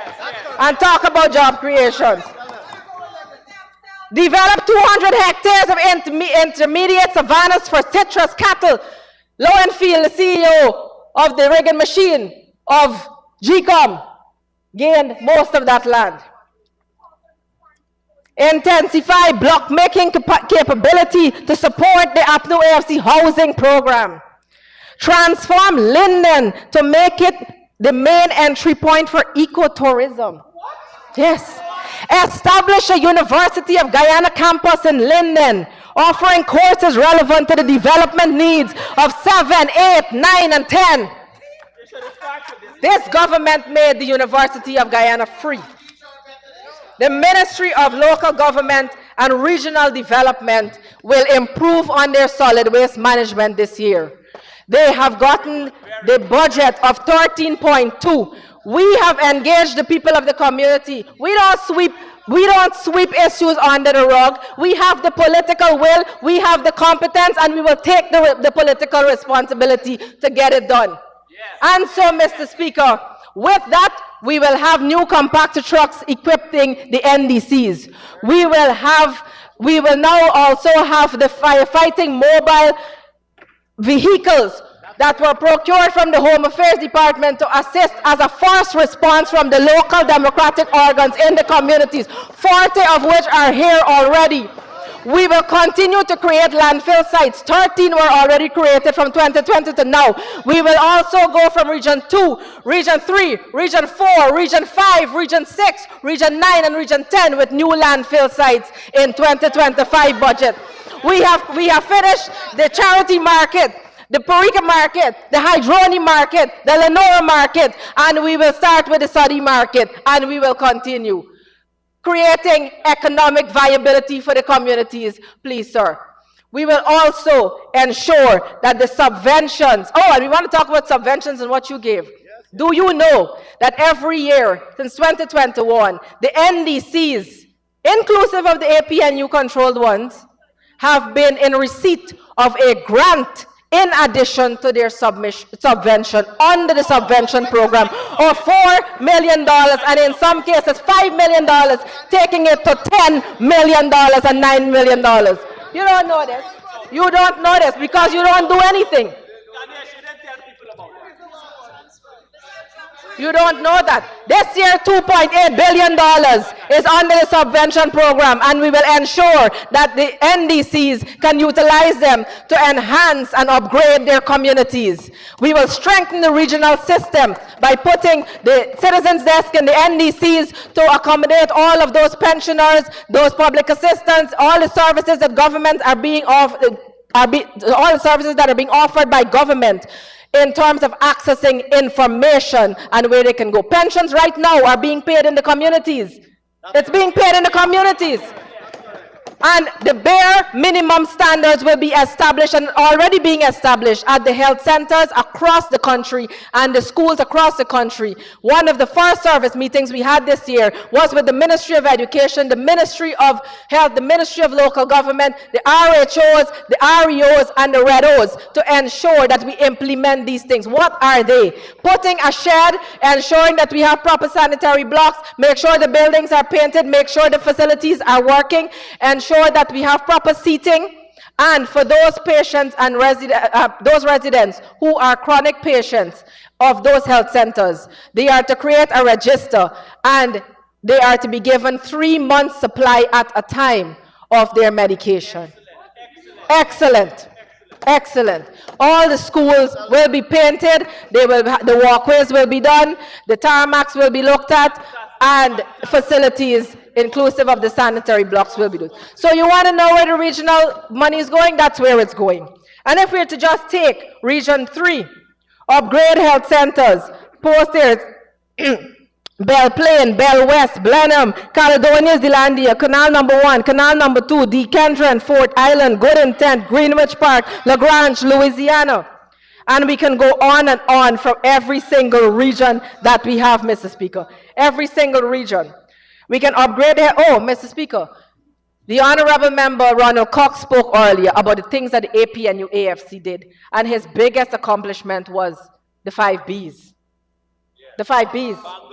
But do you know that the bus from the 5B in Region 1 has been down since 2018 and cannot be taken care of because of the maintenance cost since it has been bought? Well, we are going to add one more, brainless. We're going to add one more word to that 5B. We're going to make it 6 Bs, brainless. Brainless. Minister, you have 30 seconds to wrap up. Thank you very much. All the regions, we have done tremendous work through the Ministry of Local Government in collaboration with the Ministry of Education and the Ministry of Health. And at this point in time, Mr. Speaker, I will close by saying, no weapon formed against the development and progress of this country shall prosper. No amount of noise, distraction, or political theatrics can erase the fact that this government is delivering real results for the people of Guyana. We stand resolute and unwavering in our commitment to progress. Mr. Speaker, I thank you and I wholeheartedly support this budget.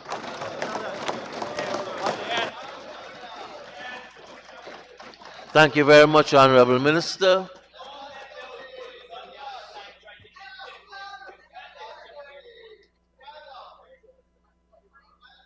Honorable members, join me in welcoming the old school of Minister Teixeira and I, and a few other members, Dolphin Secondary School, sitting to our left. Honorable Member, Mr. Patterson, you may proceed with your contribution. Thank you, Mr. Speaker, and let me join you in welcoming the students here, and I do hope that, well, not after the last presentation, but I do hope that with the time you spend here, you actually do learn something that you can take back to your school. Mr. Speaker, as I rise to make my contribution to Budget 2025, as is customary, allow me to extend thanks to the committed staff of the Ministry of Finance and all other ministries for the hard work that is involved in crafting this, as always, the largest budget. But, Mr. Speaker, let us pause for a moment amidst all the chatter and fanfare surrounding Budget 2025. I rise today not just to provide a critique, but to paint a picture of the budget's reality. A reality that is far removed from the lofty rhetoric of a secure, prosperous, and sustainable Guyana. Beneath the polished presentations, grand promises, lies a document riddled with mismanagement, favoritism, and decisions that benefit a select few, while most Guyanese citizens are left grappling with inequality, stagnation, and frustration. This budget, while bold in numbers, is a disappointment in substance. It fails to provide a vision of sustainable development that includes every Guyanese, regardless of ethnicity, region, or social economic status. It is a budget designed to serve the interests of the powerful and not the needs of the people. Today, I will address the glaring shortcomings in the oil and gas sector, the missed opportunities in public infrastructure, and the troubling patterns of governance that plagues this administration. Mr. Speaker, as we head into the 2025 election campaign season, several alternative versions of history surrounding one of the PPP's so-called transformational projects will be repeated. So permit me to address once and for all the issues surrounding Amaila Falls. In his budget speech 2025, the Minister of Finance made the following statement: the Amaila Falls Hydro Project would have formed a critical element of a comprehensive solution to the problem, which is power. History would record that the Amaila Falls Hydro Project was derailed by the APNU AFC. Otherwise, that project would have been supplying the national grid with 165 megawatts of power currently. Mr. Speaker, since the beginning of this parliamentary session, we, on this side of the House, have challenged the government to bring a motion on Amaila Falls. If As they like to claim, the project was derailed by the APNU-AFC administration. They should have been willing to present the facts for the records. Of course, Mr. Speaker, they have never risen to this challenge. So I like the Parliament records to reflect these facts for the benefit of the nation and for future generations, these sit here, about the disaster which we, the APNU plus AFC administration, saved this nation. The PPP has always informed the country that IDB was supportive of this project. But as always, as I've always said, the devil has been in the details. The opposition during 2011 to 2015 in Parliament, particularly the Lines for Change component, indicated to the people of Guyana that we will reserve our approval until IDB completed their due diligence. What the Minister of Finance has never informed this House that the due diligence was completed, nor has he ever reported the results of this due diligence process. So allow me to place on record the results of the IDB due diligence, sir. Sir, the IDB due diligence completed their report of the project and presented it to their board. Sir, presented it to the board on March the 19th, 2014. This, sir, is a copy. The board was informed that relevant experts had done extensive work on the Mileford project. The report listed several meetings, sir, at least 12 high-level meetings and report, commencing in March 2010 for a period of 4 years, and was concluded in January 2014. Sir, in fairness to the bank, they did their best to make this project viable. But even the best experts, sir, cannot make a rotten apple good. Sir, on the very first page of this report, this is what the IDB conclusion was. The IDB loan, sir, is here, would entail a credit rating of RC7, which exceeds the risk tolerance as defined for all projects. And the bank, the IDB bank, has never approved the loan of this rating. Let me repeat that, sir. The bank, the IDB bank, in the 66 years of their existence, has never approved the project after they did 4 years of due diligence, sir, a project with such low credit rating as the Myla Falls project. Sir, the IDB gave this project the lowest, second lowest possible ranking on their scale. Sir, you could only use your imagination, sir, what type of project would get a ranking lower than this, sir. Second lowest ranking on their scale. This is the report, sir. And if you look, and I let the people see, sir, this is the highest, this is the lowest, and they're right up there, right there, Myla Falls. Second lowest ever. So the report was not only done about the, made on the financing, but it listed other factors, including issues such as the counterparts involved in the project-specific risk, contractual arrangements, risk, overall risk allocation, cash flow sensitivity. So all of these cumulated are in the lowest, second lowest possible rating by the IDB. So for 10 years, the IDB were informed that this project was a non-starter. Yet, every budget, the Minister of Finance would come to this Parliament and present this project as a solution to our power needs.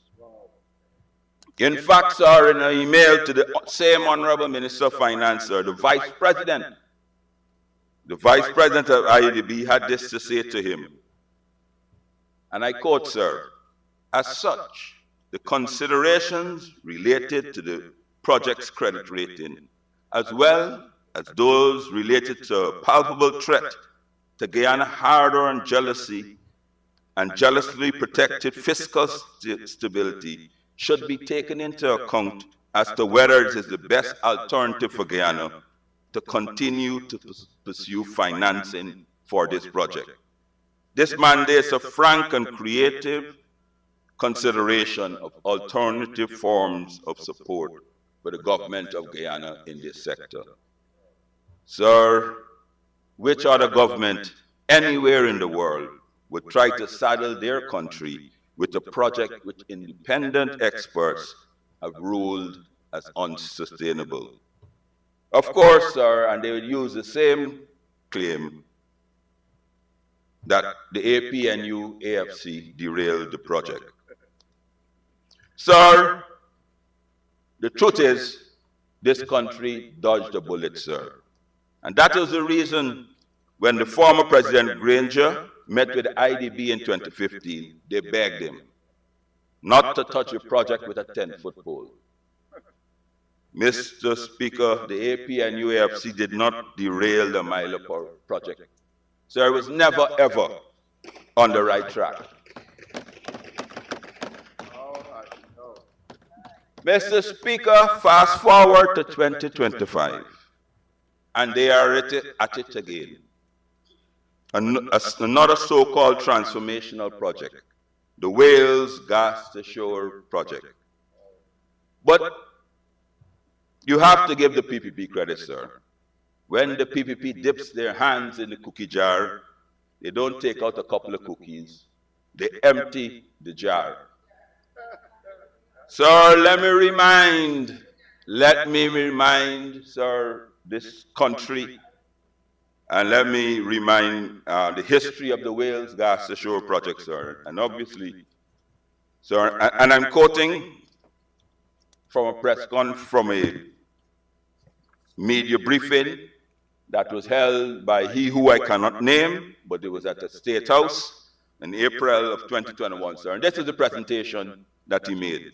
And these are what they presented to the public. So the offshore pipeline would have cost $570 million. The onshore pipeline would have cost $80 million.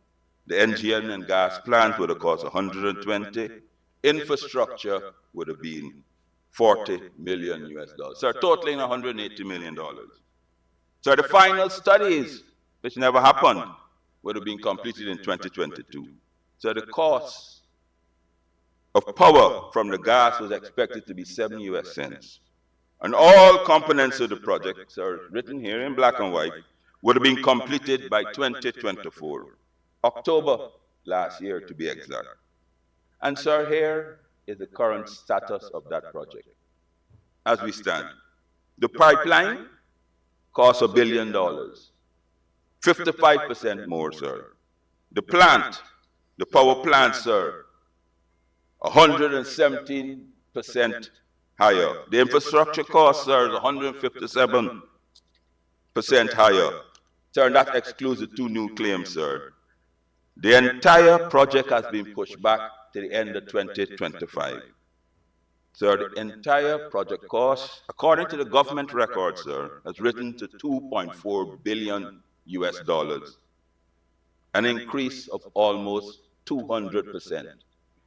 That, sir, is what they have done. Sir, when they started with this project of $810 million US, the PPP claimed that they would supply power at 7 US cents. Now, with a 200% increase in project cost, not adding on what will cost for the O&M, with the exact same amount of power, sir, that they projected in 2021, they are still claiming that they'll be able to supply power at the same 7 cents, sir, with a project that has increased by 200%. Sir, the maths isn't matching.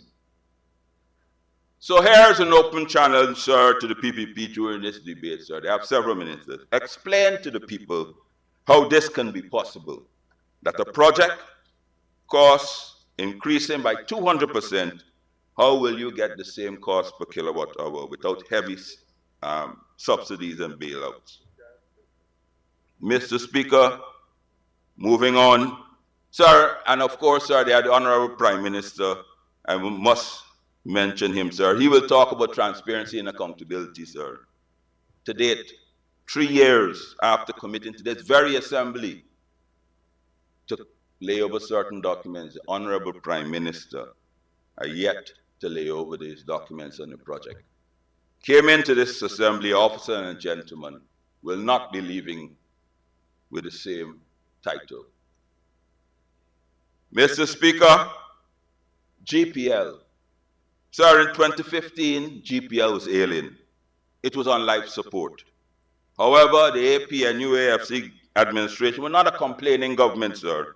We did not go around the country crying like little children, blaming the PPP for what they did with the company for the 23 years. So they had 23 years dealing with it before we took over. Instead, sir, we rolled up our sleeves. We gave GPL a bolt of energy. We had it functioning and operating in an acceptable manner. Not perfect, sir, but acceptable. The PPP returned to office and did absolutely nothing for 3 years, other than fire competent people, install their friends and family. Sir, and when the bottom fell out of the boat, they commenced emergency spending and still cannot get it right. Mr. Speaker, the PPP will try to defend, and I know my Honorable Indar will try to defend their handling of GPL. We will hear about the challenges the company is facing, including increased power demand, climate change, the Panama Canal, COVID, and of course, sir, the AP and UAFC administration, blah, blah, blah.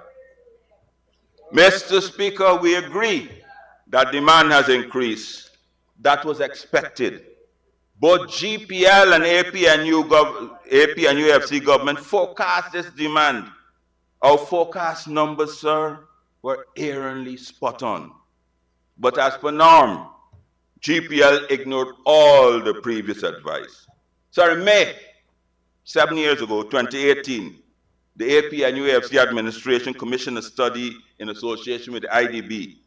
Sir, and this is the forecast of our anticipated demand for the DBIS. In 2020, 125, 2021, 133, 2022, 154, 2023, 195, 2024, 210. So this year, the demand was anticipated to be 225 megawatts, sir. Sir, but here are what the actual, according to GPL, demands was. In 2020, was 120. 2021, 136. 2022, 156. 2023, 167. And 2024, 194. Sir, what we're saying, sir, the government was aware of the electricity demands that would be increasing since 2020, but did absolutely nothing. Under the AP and UAFC administration, we left GPL with excess generating power ahead of demand. But the PPP sat back and did nothing for 3 years. Mr. Speaker, and this is a lesson for you young persons, sir. There's a theory,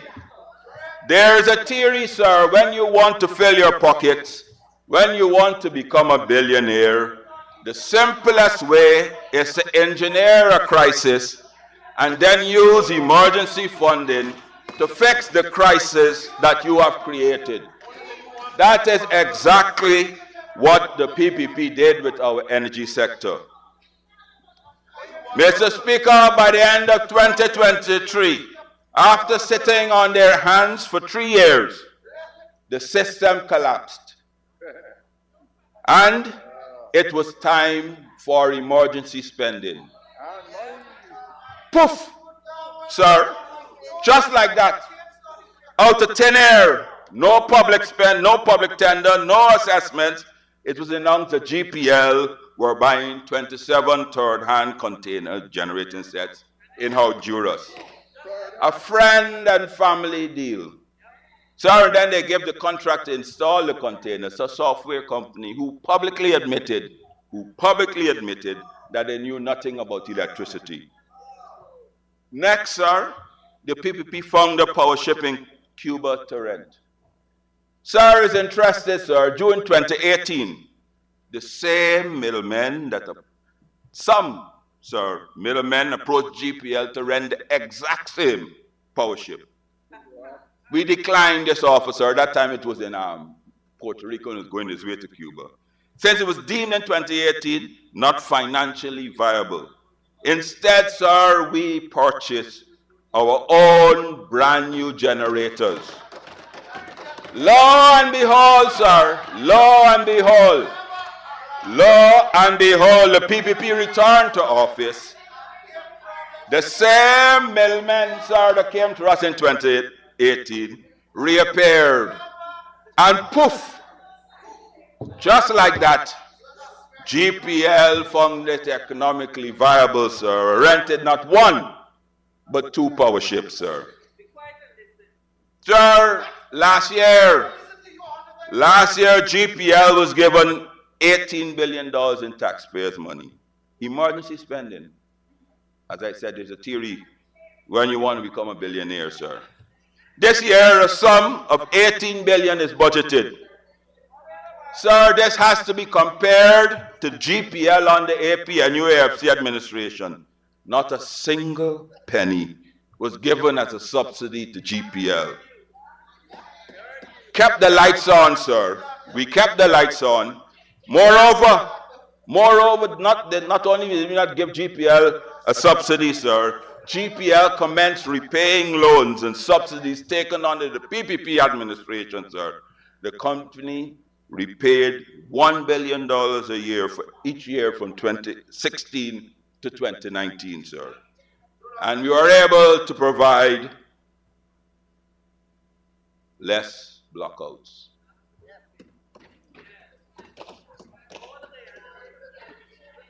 Mr. Speaker, I just want to place on record a simple fact. Sir, when the government is professing to have electricity this year, sir, they have not explained what they will do with GPL's in-bill costs. Sir, and this is the cost that GPL have incurred, sir, and obviously, sir, we have a lot of them coming. Maybe one of them would be able to explain, sir. In 2024, sir, November,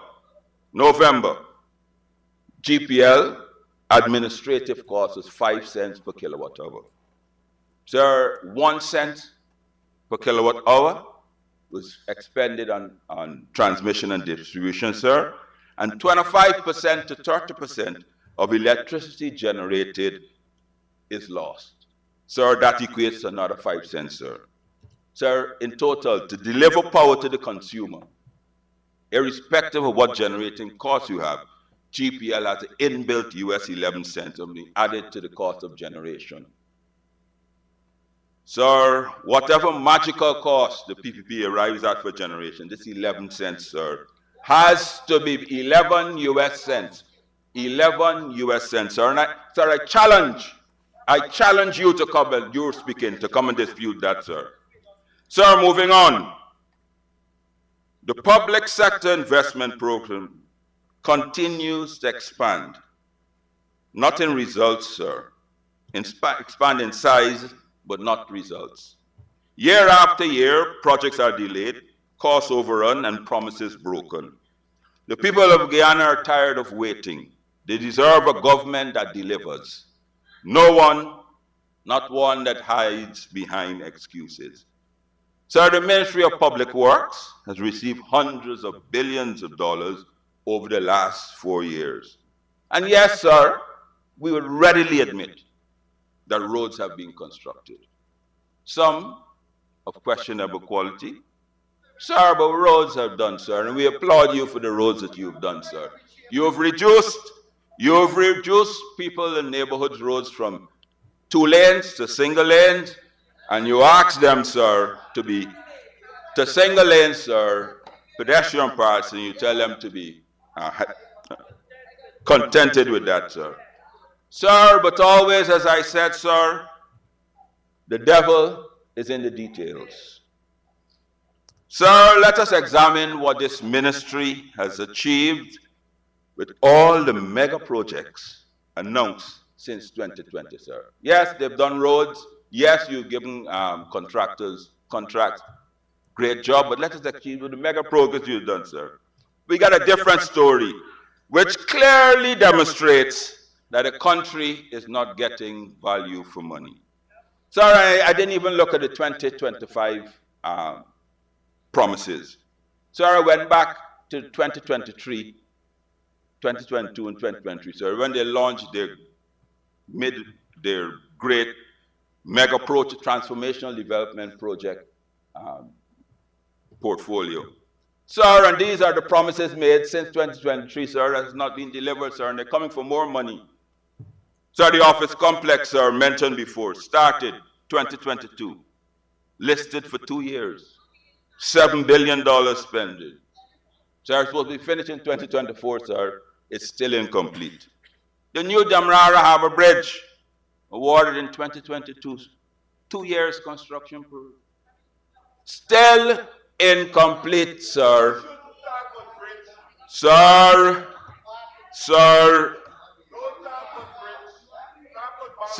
this is the East Bank and East Coast Road linkage, sir. 2022, launched, awarded, 2 years completion program. It's still incomplete, sir. The railway embankment, Sheriff to Orange Nassau, still incomplete.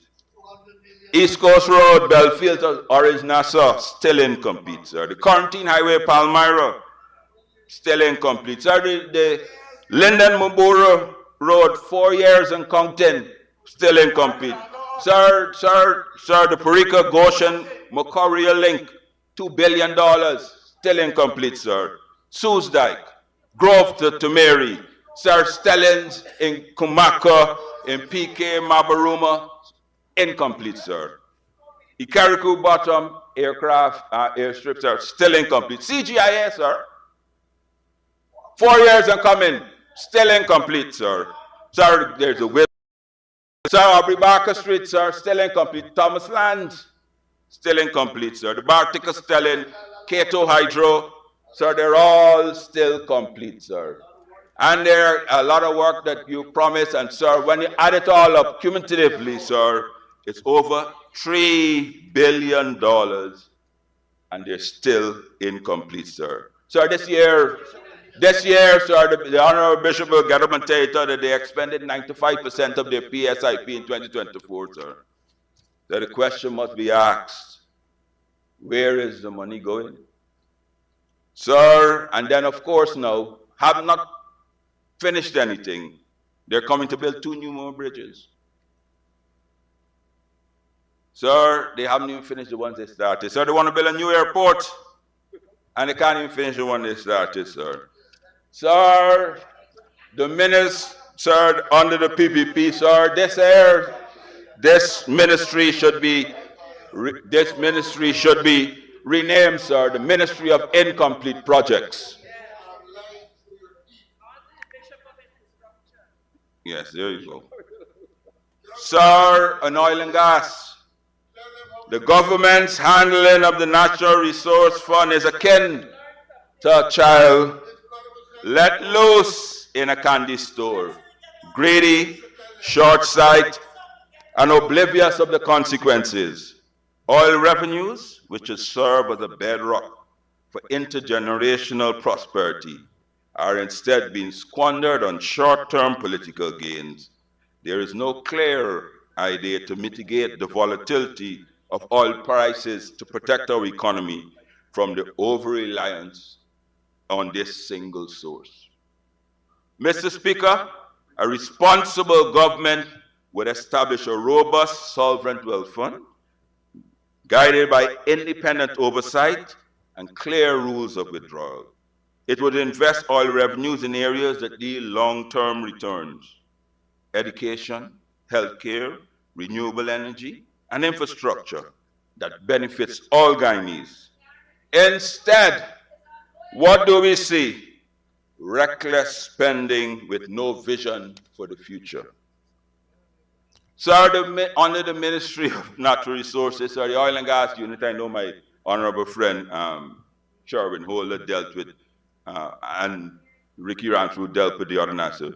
So this unit has been comatose over the last budgeting period, delivering nothing, simply operating on autopilot or awaiting, sir, the Vice President press conference for directions on how to proceed.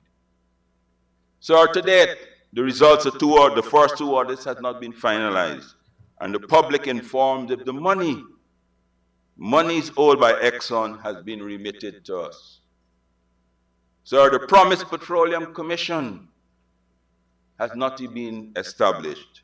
The revision, sir, of the Local Content Act to correct the loopholes, which we on this side of this house warned them against and they ignored, which we warned them, for the record, you can go back, sir, we warned them, sir, we table amendments, sir, about the rent-to-citizen, sir, and to ensure you guard against that, but they ignored that, sir. They're yet, sir, to table any amendments, sir. Much was made of the new Petroleum Act and the new bidding rounds under the revised PSA. Much was made, sir. To date, nothing has happened. Several promises were made on studies, gas monetization, baseline studies. To date, sir, nothing has happened. Nothing has been done in keeping with their manifesto promise, sir, to renegotiate the existing Stabrook contract. No policies, sir, no policies to ensure that our indigenous brothers and sisters benefit from the oil sector. Mr. Speaker, to whom much is given, much is expected. The new government come November is set to launch, sir, on this side here, an ambitious integrated urban development and modernization plan targeting the entire structure of our urban and regional areas. The overall strategy of the plan will coordinate mega projects through a structural, inclusive approach, encompasses strategies, principles, policy directions, and initiatives, regardless of their size and scope and impact on the structural space. The objective is to disrupt the unwise and unsung practice of a few people locking themselves in a back room, creating projects without the requisite consultation with relevant supporters, without rigorous feasibility studies being conducted to guide the final decision. To guide you, you might need an extension to continue.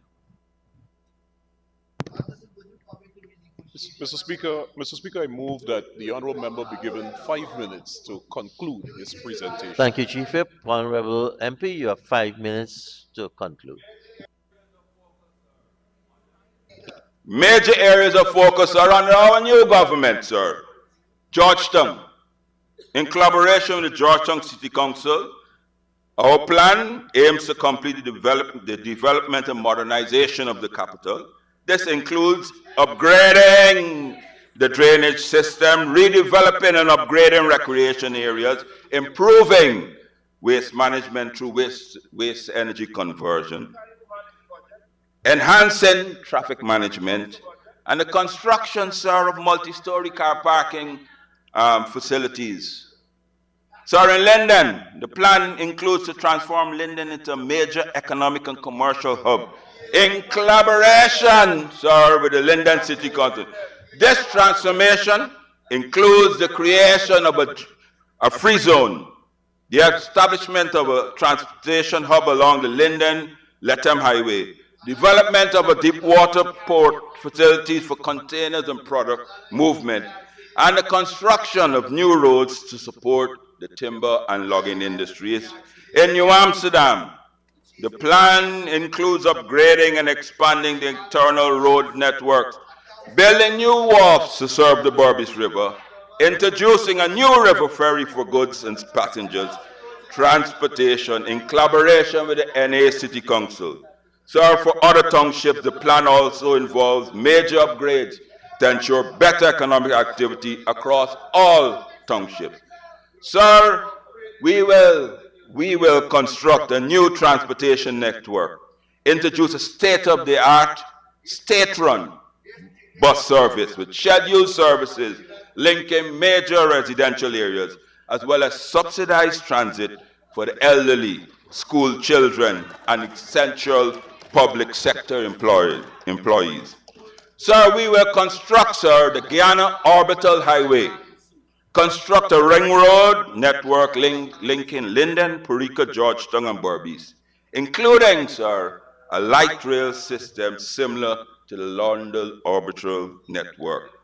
And in the transmission and distribution network, complete and upgrade, sir, the transmission and distribution network of the DBIS system, sir, reducing technical and commercial losses by at least 20%, sir. Bridges, sir, we will build bridges linking communities such as Kokwani, Madia, Letem, etc. Sir, we will develop new regional airstrips at Linden, Essequibo, Berbice, and Letem to serve passenger and cargo hubs, sir. Sir, and we will invite existing oil operators to commence discussions on a more equitable distribution of our oil resources. Mr. Speaker, Budget 2025 paints a disheartening picture of this administration priorities. It is a budget that entrenches inequity, perpetuates mismanagement, and it serves the interests of a few at the expense of the many. It is not a budget for a secure, prosperous, and sustainable Ghana. It is a budget for division, exclusion, and short-term political gain. The people of Guyana deserve better. They deserve a government that listens, delivers, and cares. They deserve leadership that invests in their future, protects their resources, and builds a nation that works for all. Only then can we fulfill the promise of a Guyana that is truly secure, prosperous, sustainable for generations to come. Mr. Speaker, in 10 short months, sir, the people of Guyana will have that government, sir. Sir, I thank you, and I end by telling everyone, better must come. Thank you very much, Honorable Member, Mr. Patterson. And now for the Honorable Minister of Public Works, the Honorable Bishop Juan Edgel.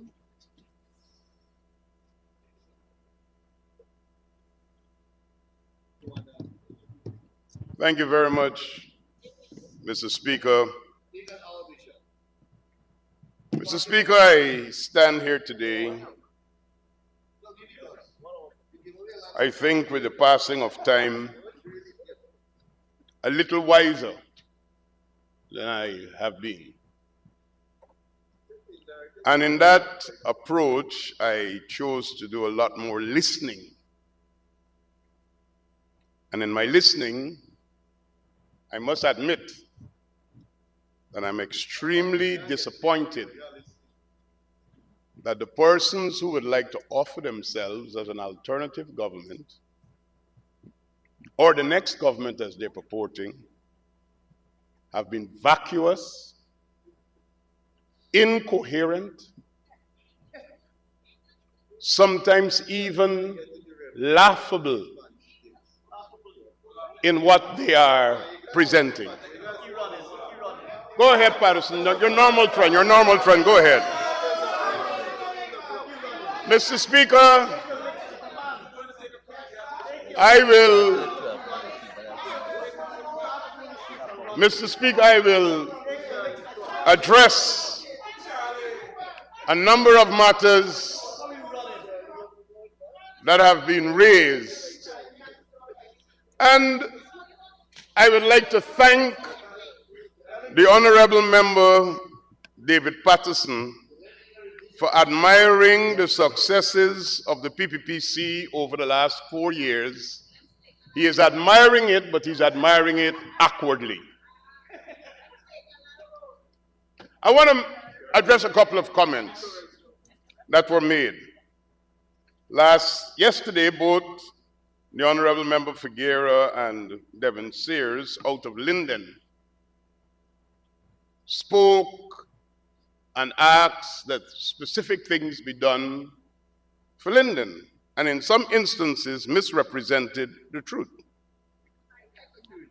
The Honorable Member Figuera asks that the tolls for the Wismar-Linden Bridge to be immediately removed. And that sounds appealing to the people of Linden. I would like to tell the House what's the cost of those tolls. The cost of those tolls are $40 and $60. Mr. Figuera did not tell this House that under the APNU AFC, the municipality of Linden imposed a toll on every truck and goods transportation passing through Linden, costing $5,000, $7,000, $8,000. Every car that is carrying goods and greens to sell in Linden have to pay $2,000 at Caracara. A canter carrying in food and bread for people in Linden have to stop and pay a toll of $2,000, $3,000, $5,000. He did not tell this House that and did not call for the revocation of those tolls. And Mr. Speaker, what is worse, while they're collecting the tolls that says it is to improve infrastructure in Linden, under their tenure, and even now that they are still controlling the region and the municipality, not $1 from those tolls built a road in Linden.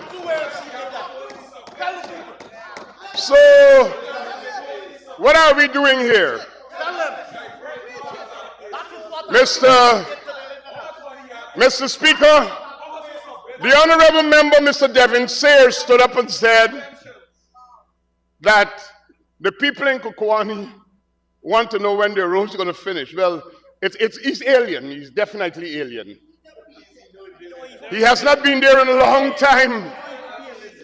The people of Kokwani will post the pictures to Devin Sears and all the people of Guyana to see that every single road in Kokwani is under construction right now, with many of them already completed. And let me help him. Every road in Aichuni is being completed right now. Every single road. And the Honorable Member, Mr. Patterson, is saying that when he comes back into government, he will build roads in Linden and in New Amsterdam and in Georgetown. There'll be no roads left for him to build because there are 505 contractors in Linden right now building roads for the people in Linden.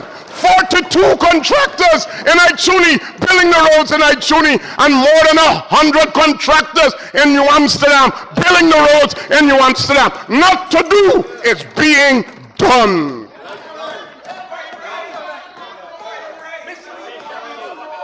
So, well, Mr.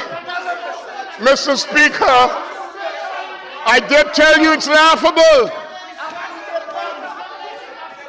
In Georgetown and in Region 4, 947 contractors are at work building roads. Some have already been completed, 300 on the East Coast.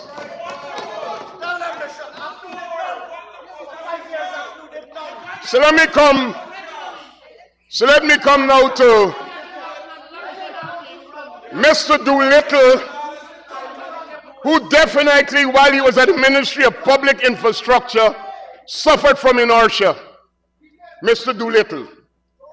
He spent a lot of time talking about Amalia Falls.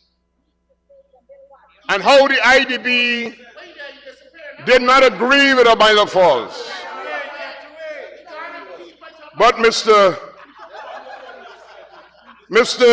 Speaker, I would like to read from the Nora Consult report, which was commissioned, Minister Singh, I want to be clear, by the APNU AFC.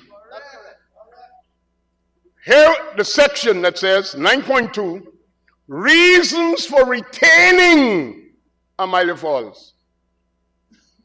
Although certain design aspects of the AFHP, which means Amila Falls Hydro Project, should be reviewed and revised, we regard the soundness of the Amila Falls Hydro Project as evident, and in order to follow up the intentions of the low carbon development strategy as fast as possible, we recommend the preparation for the Amila Falls Hydro Project to be resumed. That's correct. That's correct. That's correct. That is Norway. This is Norway. In 2016. That's Norway. In 2016. Now, listen to this. The same report commissioned by APNUAFC, 8.4.3. Conclusion. From a financial and economic point of view, development of Amila Falls seems to be the optimal solution for meeting the electricity demands in Guyana.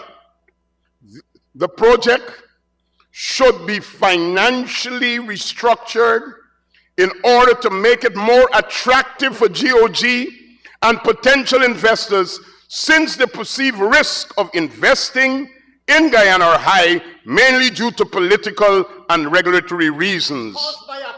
Let me explain to Mr. Duncan, who is running out of the house, why this is so. I sat in the parliament. I was serving as minister within the Ministry of Finance alongside Ashley Singh. Serving with distinction.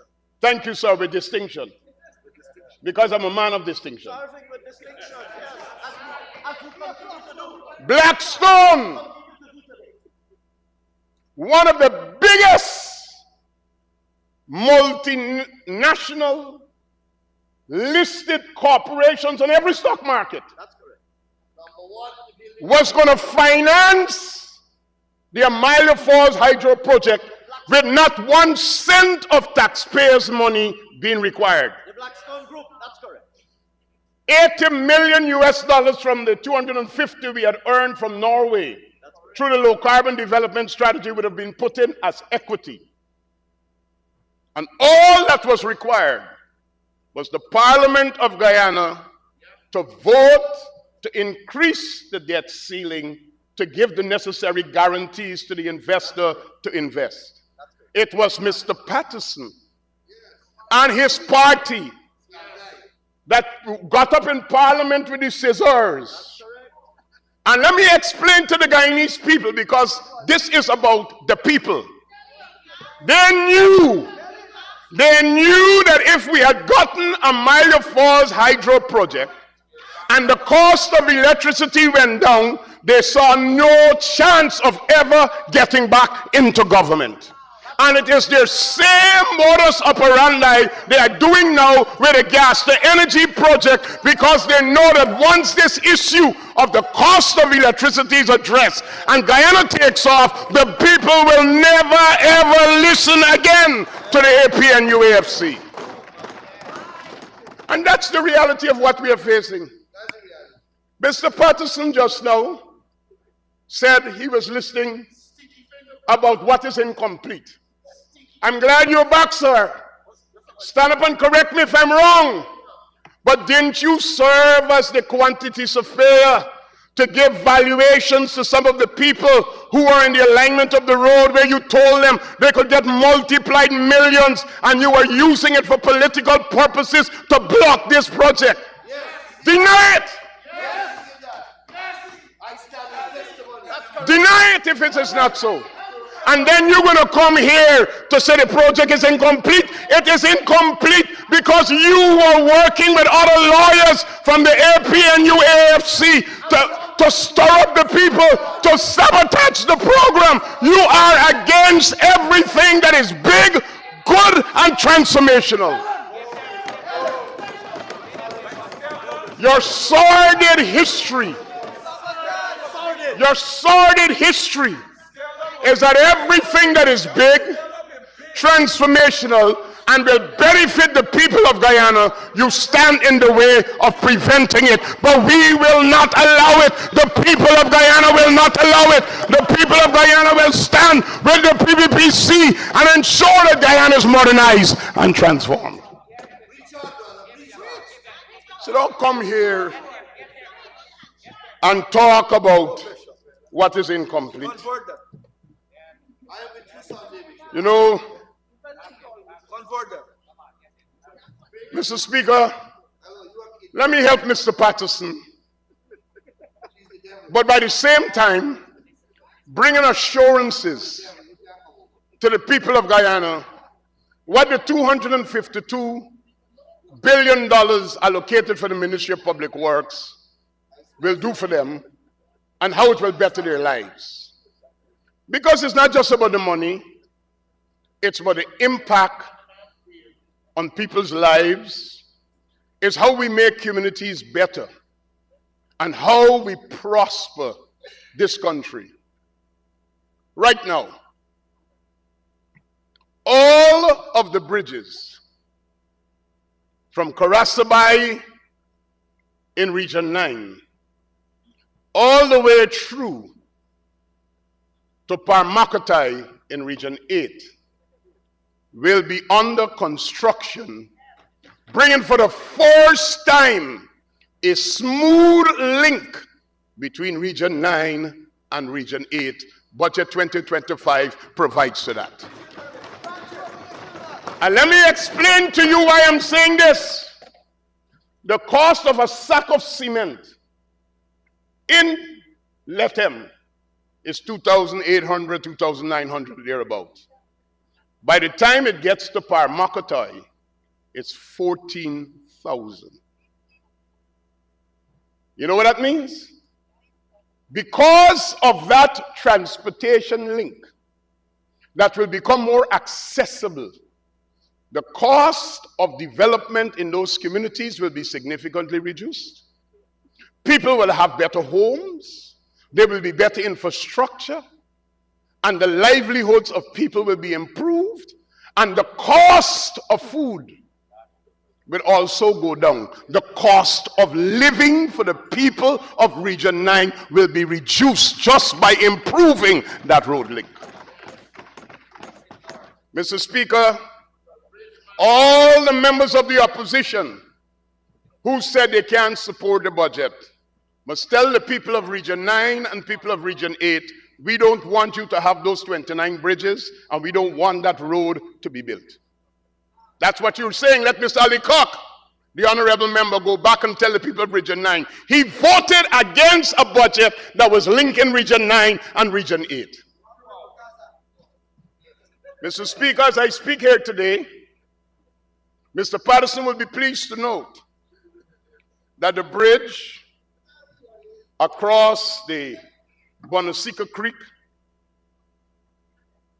that will cause the direct link which was committed by the PPPC to be completed, Parika to Goshen, is now going to be possible because Budget 2025 provides the financing for the Bonasika Bridge.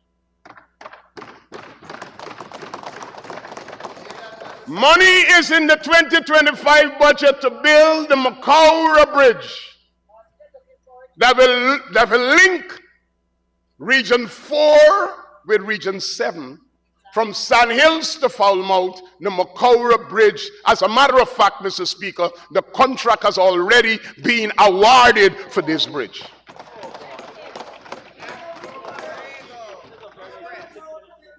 Mr. Speaker, I would like the Honorable Member Ms. Dawn Hastings and Mr. Ali Cock And all those who tell the people that they represent are Amerindians, that they voted against this budget, that the 51 airstrips that exist and we maintain as a government, that they don't want money to go to upgrade those airstrips.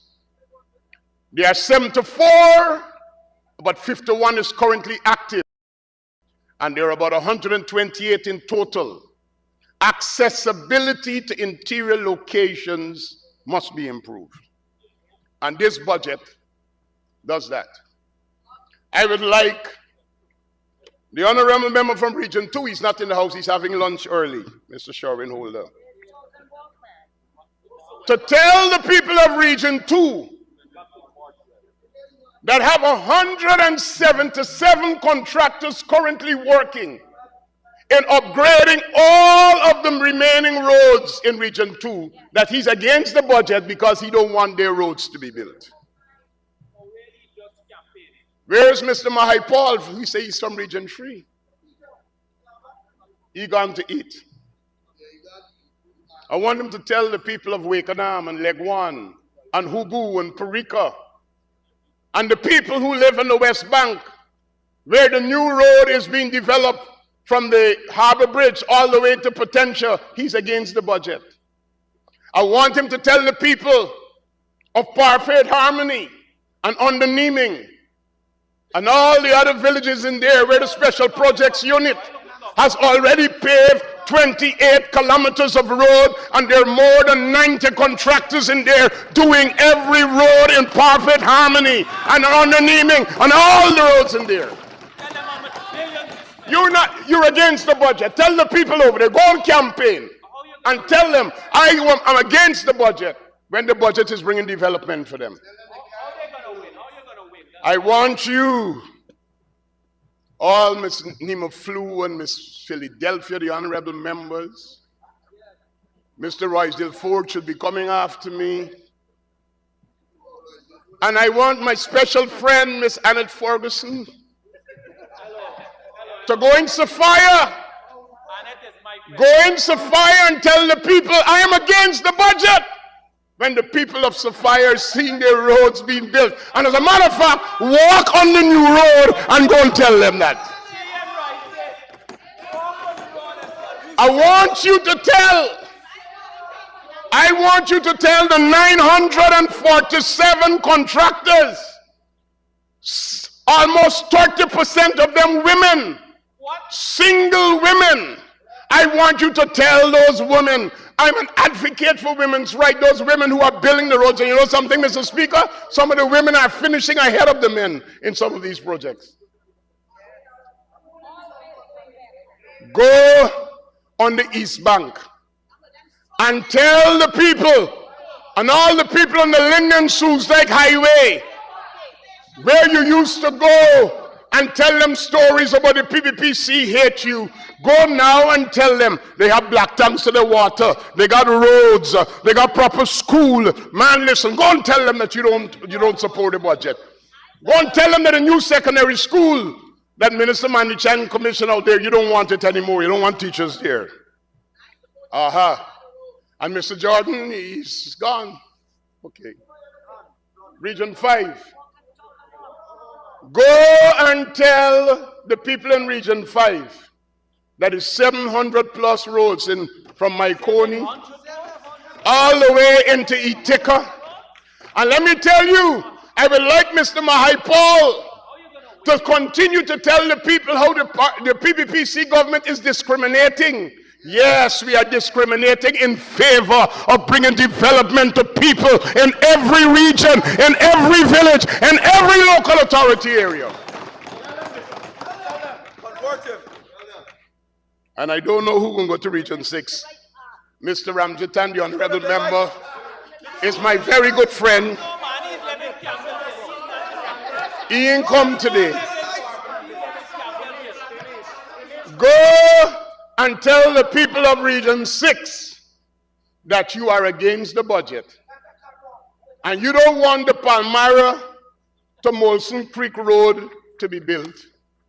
You don't want the municipal airport in the Palmyra Kanji development area to be built. Tell them you don't want the stadium. Tell them you don't want the hotel. Tell them you don't want the houses that the Ministry of Housing is being built. Tell them you don't want a new... Honorable Minister, I'll tell you, you need an extension to already.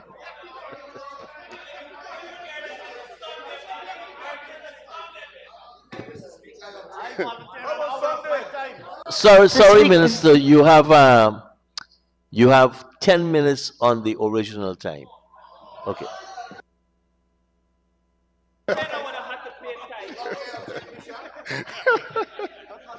Mr. Speaker, I know it's human to make error, but I was just concerned. So let us go across the country. Mr. Cox, honorable member, some of us could only have that title here.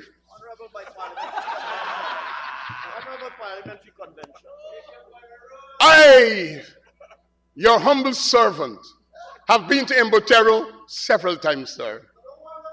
So don't come here and pontificate.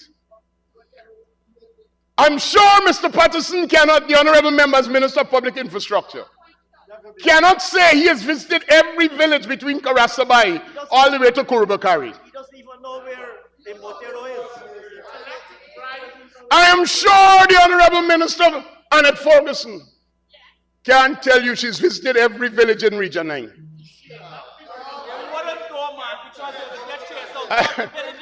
So, don't come here and talk like if you got this in your hand and you know what's going on. Go and tell the people that are getting their ICT hubs that you don't want the budget. Mr. Speaker,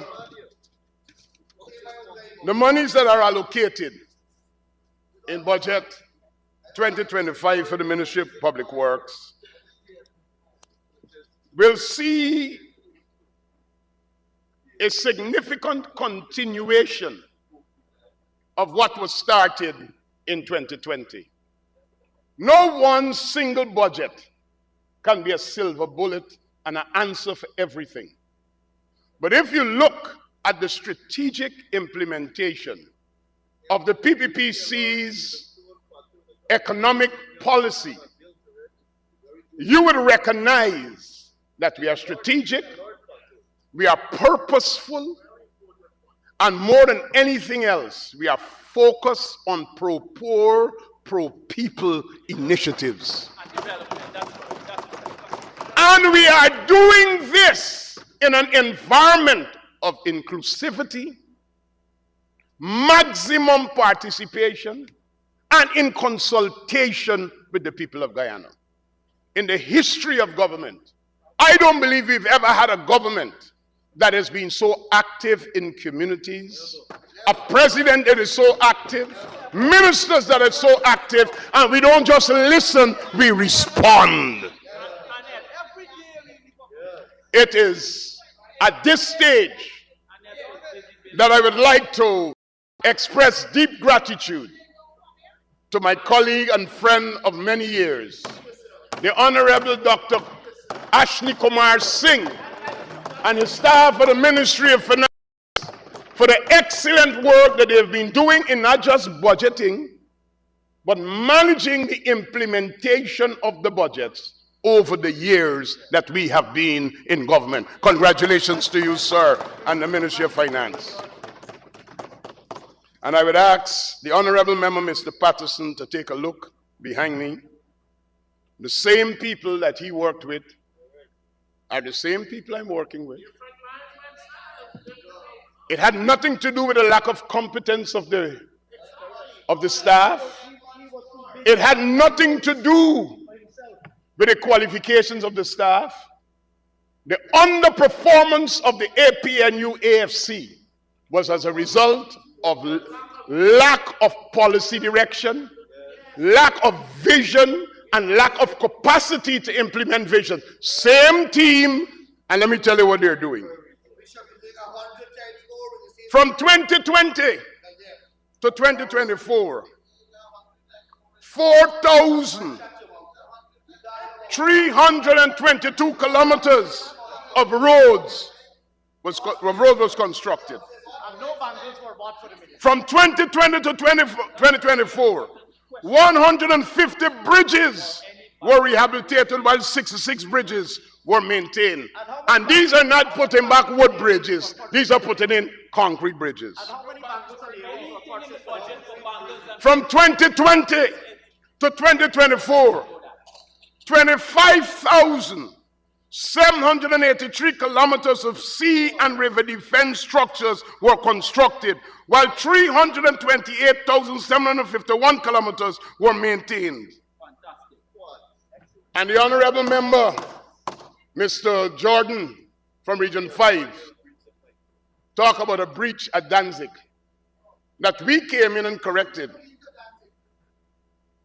Oh, let me be fair with the people of Guyana. They just listen to me. They got sense. They could see for themselves. Since we are in government, there have not been a breach at Danzig. As a matter of fact, there have been no sea defense breaches in the whole period. We've had overtopping, but we have not had breaches.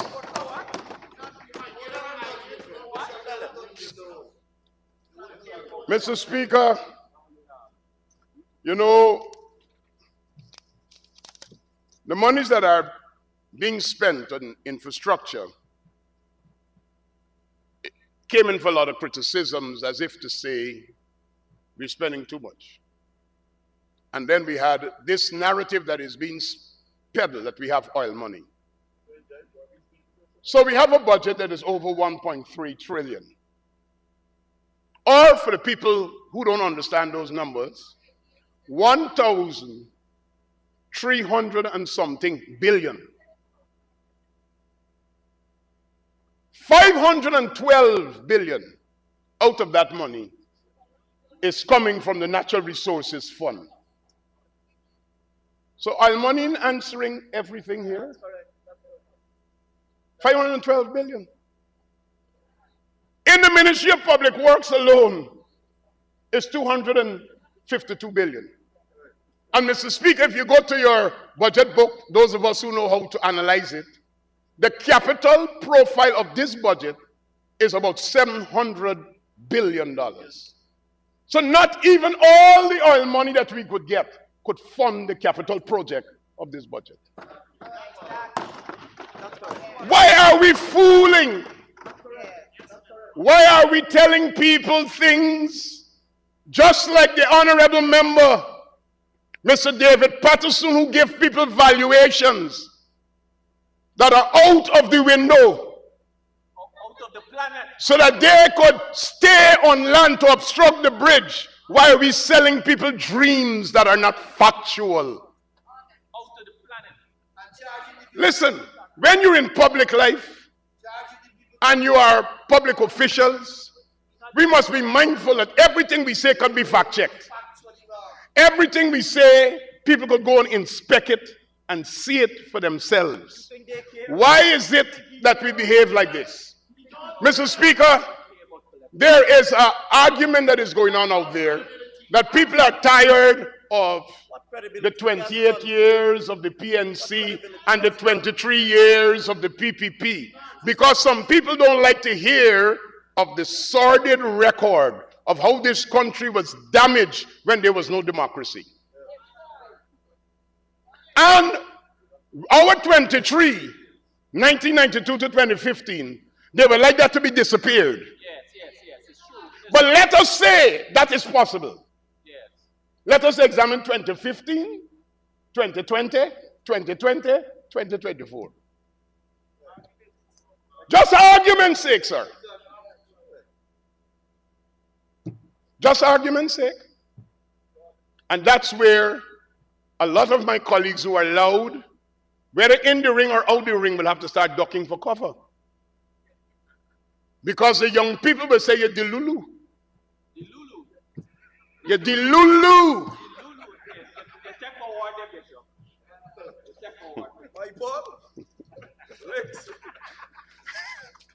Mr. Speaker, this budget and the monies that are available will do about, I would look at it and say 10 essential things to benefit the people.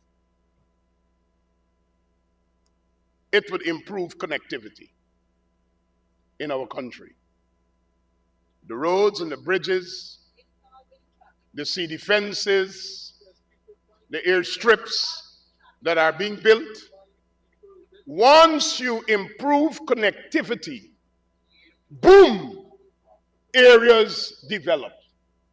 Government don't have to do everything. Government just have to put the infrastructure in place.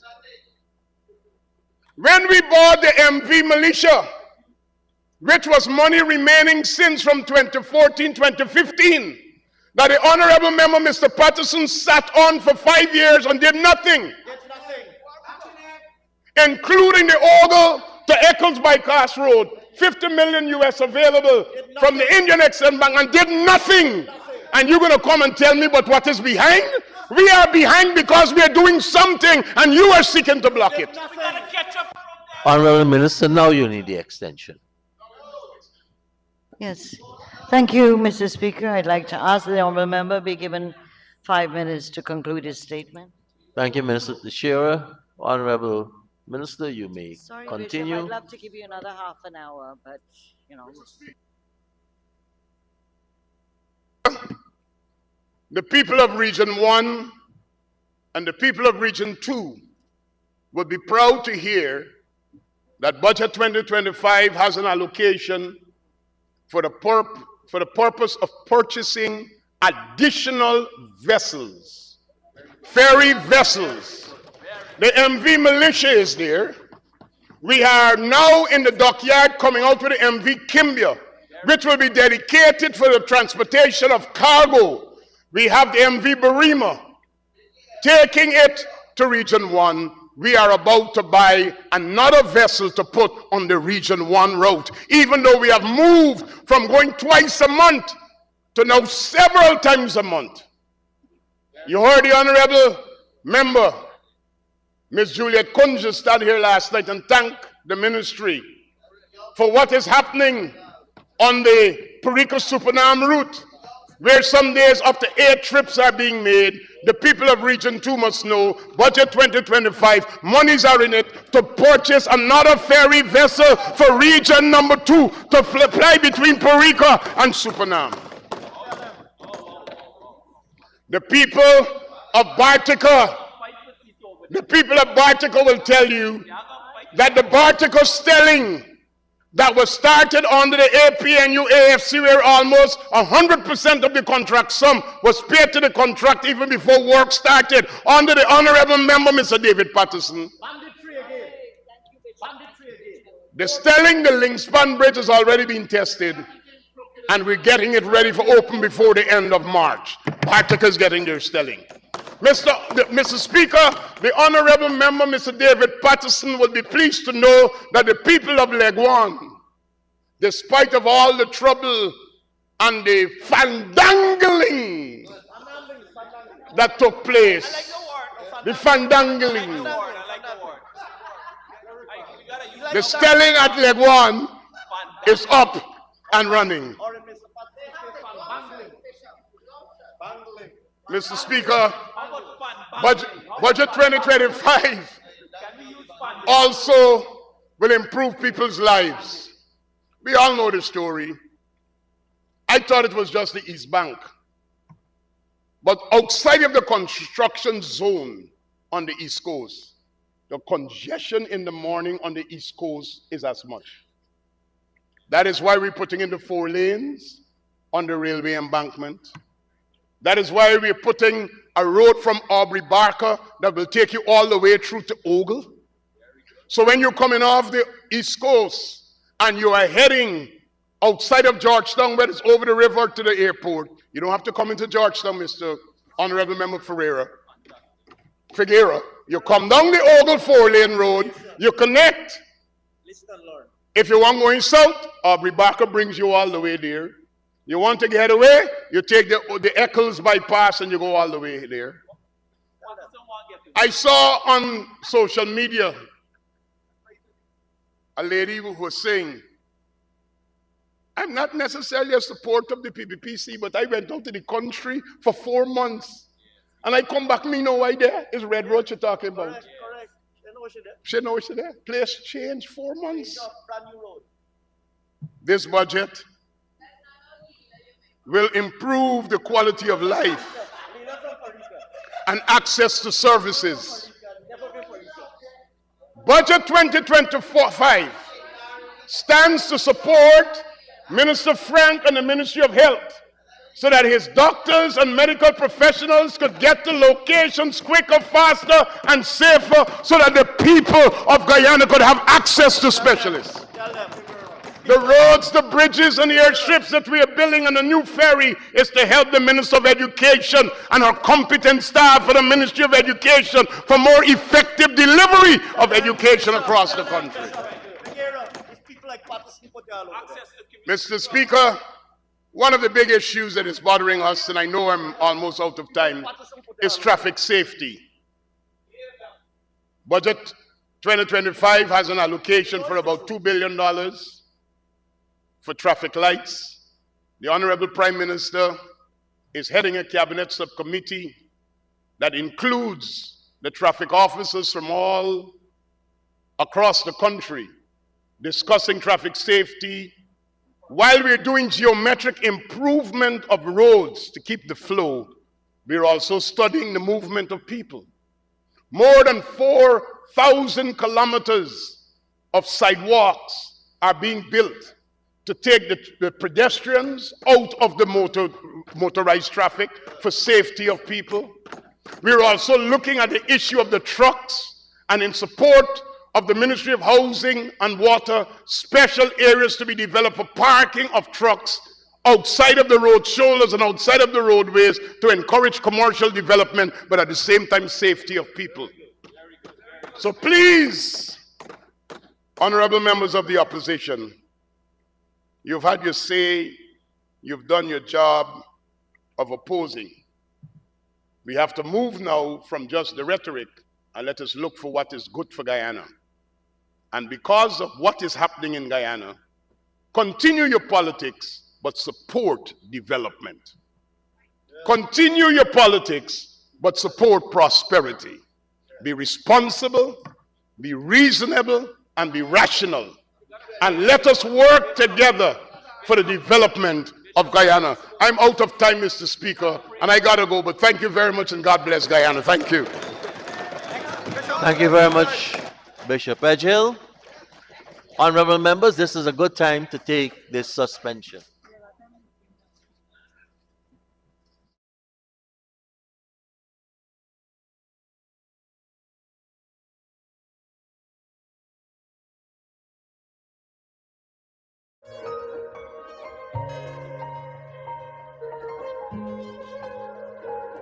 We are a peaceful people. Struggle is we struggle, and we don't look for trouble. Just ask around. But when outside faces from foreign places talk about taking over, we ain't backing down. We ain't giving up no mountains, we ain't giving up no tree, we ain't giving up no river that belongs to we. Not one blue sake, not one rice grain, not one karage, not a blade of grass. This land is all I know. We gonna make it somehow. We will bend like a bow and never break. Our fathers came here and they lived and died here, and we ain't moving nowhere. Make no mistake, 'cause we ain't giving up no mountain, we ain't giving up no tree, we ain't giving up no river that belongs to we.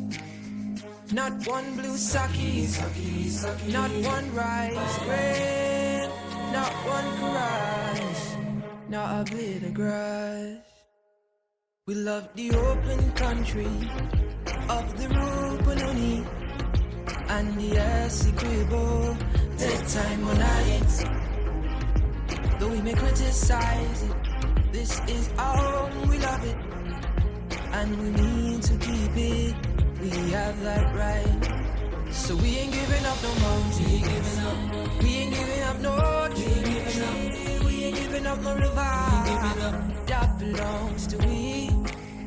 Not one blue sake, not one rice grain, not one grass, not a blade of grass.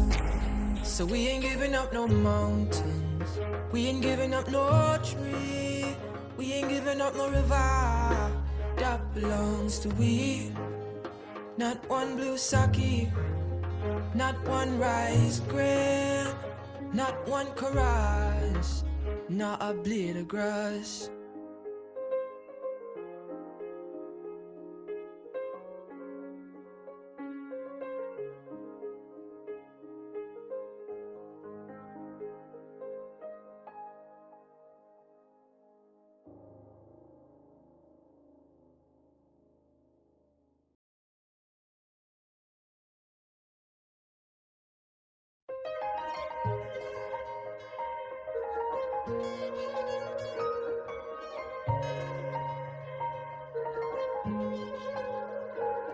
We are a peaceful people. Struggle is we struggle, and we don't look for trouble. Just ask around. But when outside faces from foreign places talk about taking over, we ain't backing down. We ain't giving up no mountains. We ain't giving up no tree. We ain't giving up no river. That belongs to we. Not one blue sake, not one rice grain, not one chorus, not a blade of grass. This land is all I know. We gonna make it somehow. We will bend like a bow and never break. Our fathers came here, and they lived and died here, and we ain't moving nowhere. Make no mistake, 'cause we ain't giving up no mountain. We ain't giving up no tree. We ain't giving up no river. That belongs to we. Not one blue sake, not one rice grain, not one grass, not a blade of grass. We love the open country of the Rupununi and the Essequibo. Take time on it, though we may criticize it. This is our home, we love it, and we need to keep it. We have that right. So we ain't giving up no mountain. We ain't giving up no dreams. We ain't giving up no river. That belongs to we. Not one blue sake, not one rice grain, not one grass, not a blade of grass. So we ain't giving up no mountains. We ain't giving up no tree. We ain't giving up no river. That belongs to we. Not one blue sake, not one rice grain, not one chorus, not a blade of grass.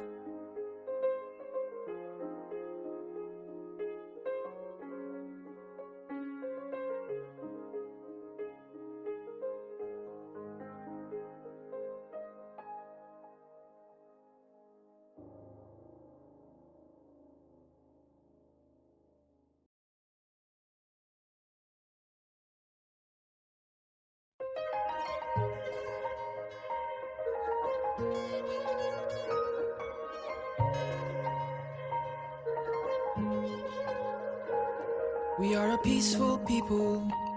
Struggle is we struggle, and we don't look for trouble. Just ask around. But when outside faces from foreign places talk about taking over, we ain't backing down. We ain't giving up no mountains. We ain't giving up no tree. We ain't giving up no river. That belongs to we. Not one blue sake, not one rice grain, not one caress, not a blade of grass. This land is all I know. We gonna make it somehow. We will bend like a bow and never break. Our fathers came here and they lived and died here, and we ain't moving nowhere. Make no mistake, 'cause we ain't giving up no mountain. We ain't giving up no tree. We ain't giving up no river that belongs to we. Not one blue sake, not one rice grain, not one rice, not a blade of grass. We love the open country of the Rupununi and the Essequibo, the time when night. Though we may criticize it, this is our home, we love it, and we need to keep it. We have that right, so we ain't giving up no mountain. We ain't giving up no tree. We ain't giving up no river that belongs to we. Not one blue sake, not one rice grain, not one grass, not a blade of grass. So we ain't giving up no mountains. We ain't giving up no tree. We ain't giving up no river that belongs to we. Not one blue sake, not one rice grain, not one chorus, not a blade of grass.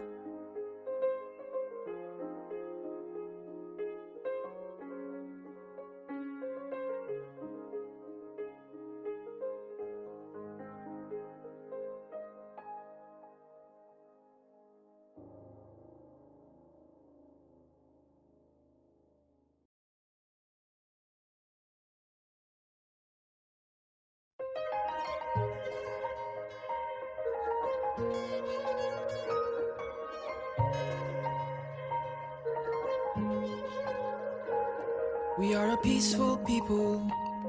Struggle is we struggle, and we don't look for trouble. Just ask around. But when outside faces from foreign places talk about taking over, we ain't backing down. We ain't giving up no mountains. We ain't giving up no tree. We ain't giving up no river that belongs to we. Not one blue sake, not one rice grain, not one chorus, not a blade of grass. This land is all I know. We gonna make it somehow. We will bend like a bow and never break. Our fathers came here and they lived and died here, and we ain't moving nowhere. Make no mistake, 'cause we ain't giving up no mountain. We ain't giving up no tree. We ain't giving up no river that belongs to we. Not one blue sake, not one rice grain, not one chorus, not a blade of grass. We love the open country of the Rupununi and the Essequibo, the time when night. Though we may criticize it, this is our home, we love it, and we need to keep it. We have that right, so we ain't giving up no mountain. We ain't giving up no tree. We ain't giving up no river that belongs to we. Not one blue sake, not one rice grain, not one chorus, not a blade of grass. So we ain't giving up no mountains. We ain't giving up no tree.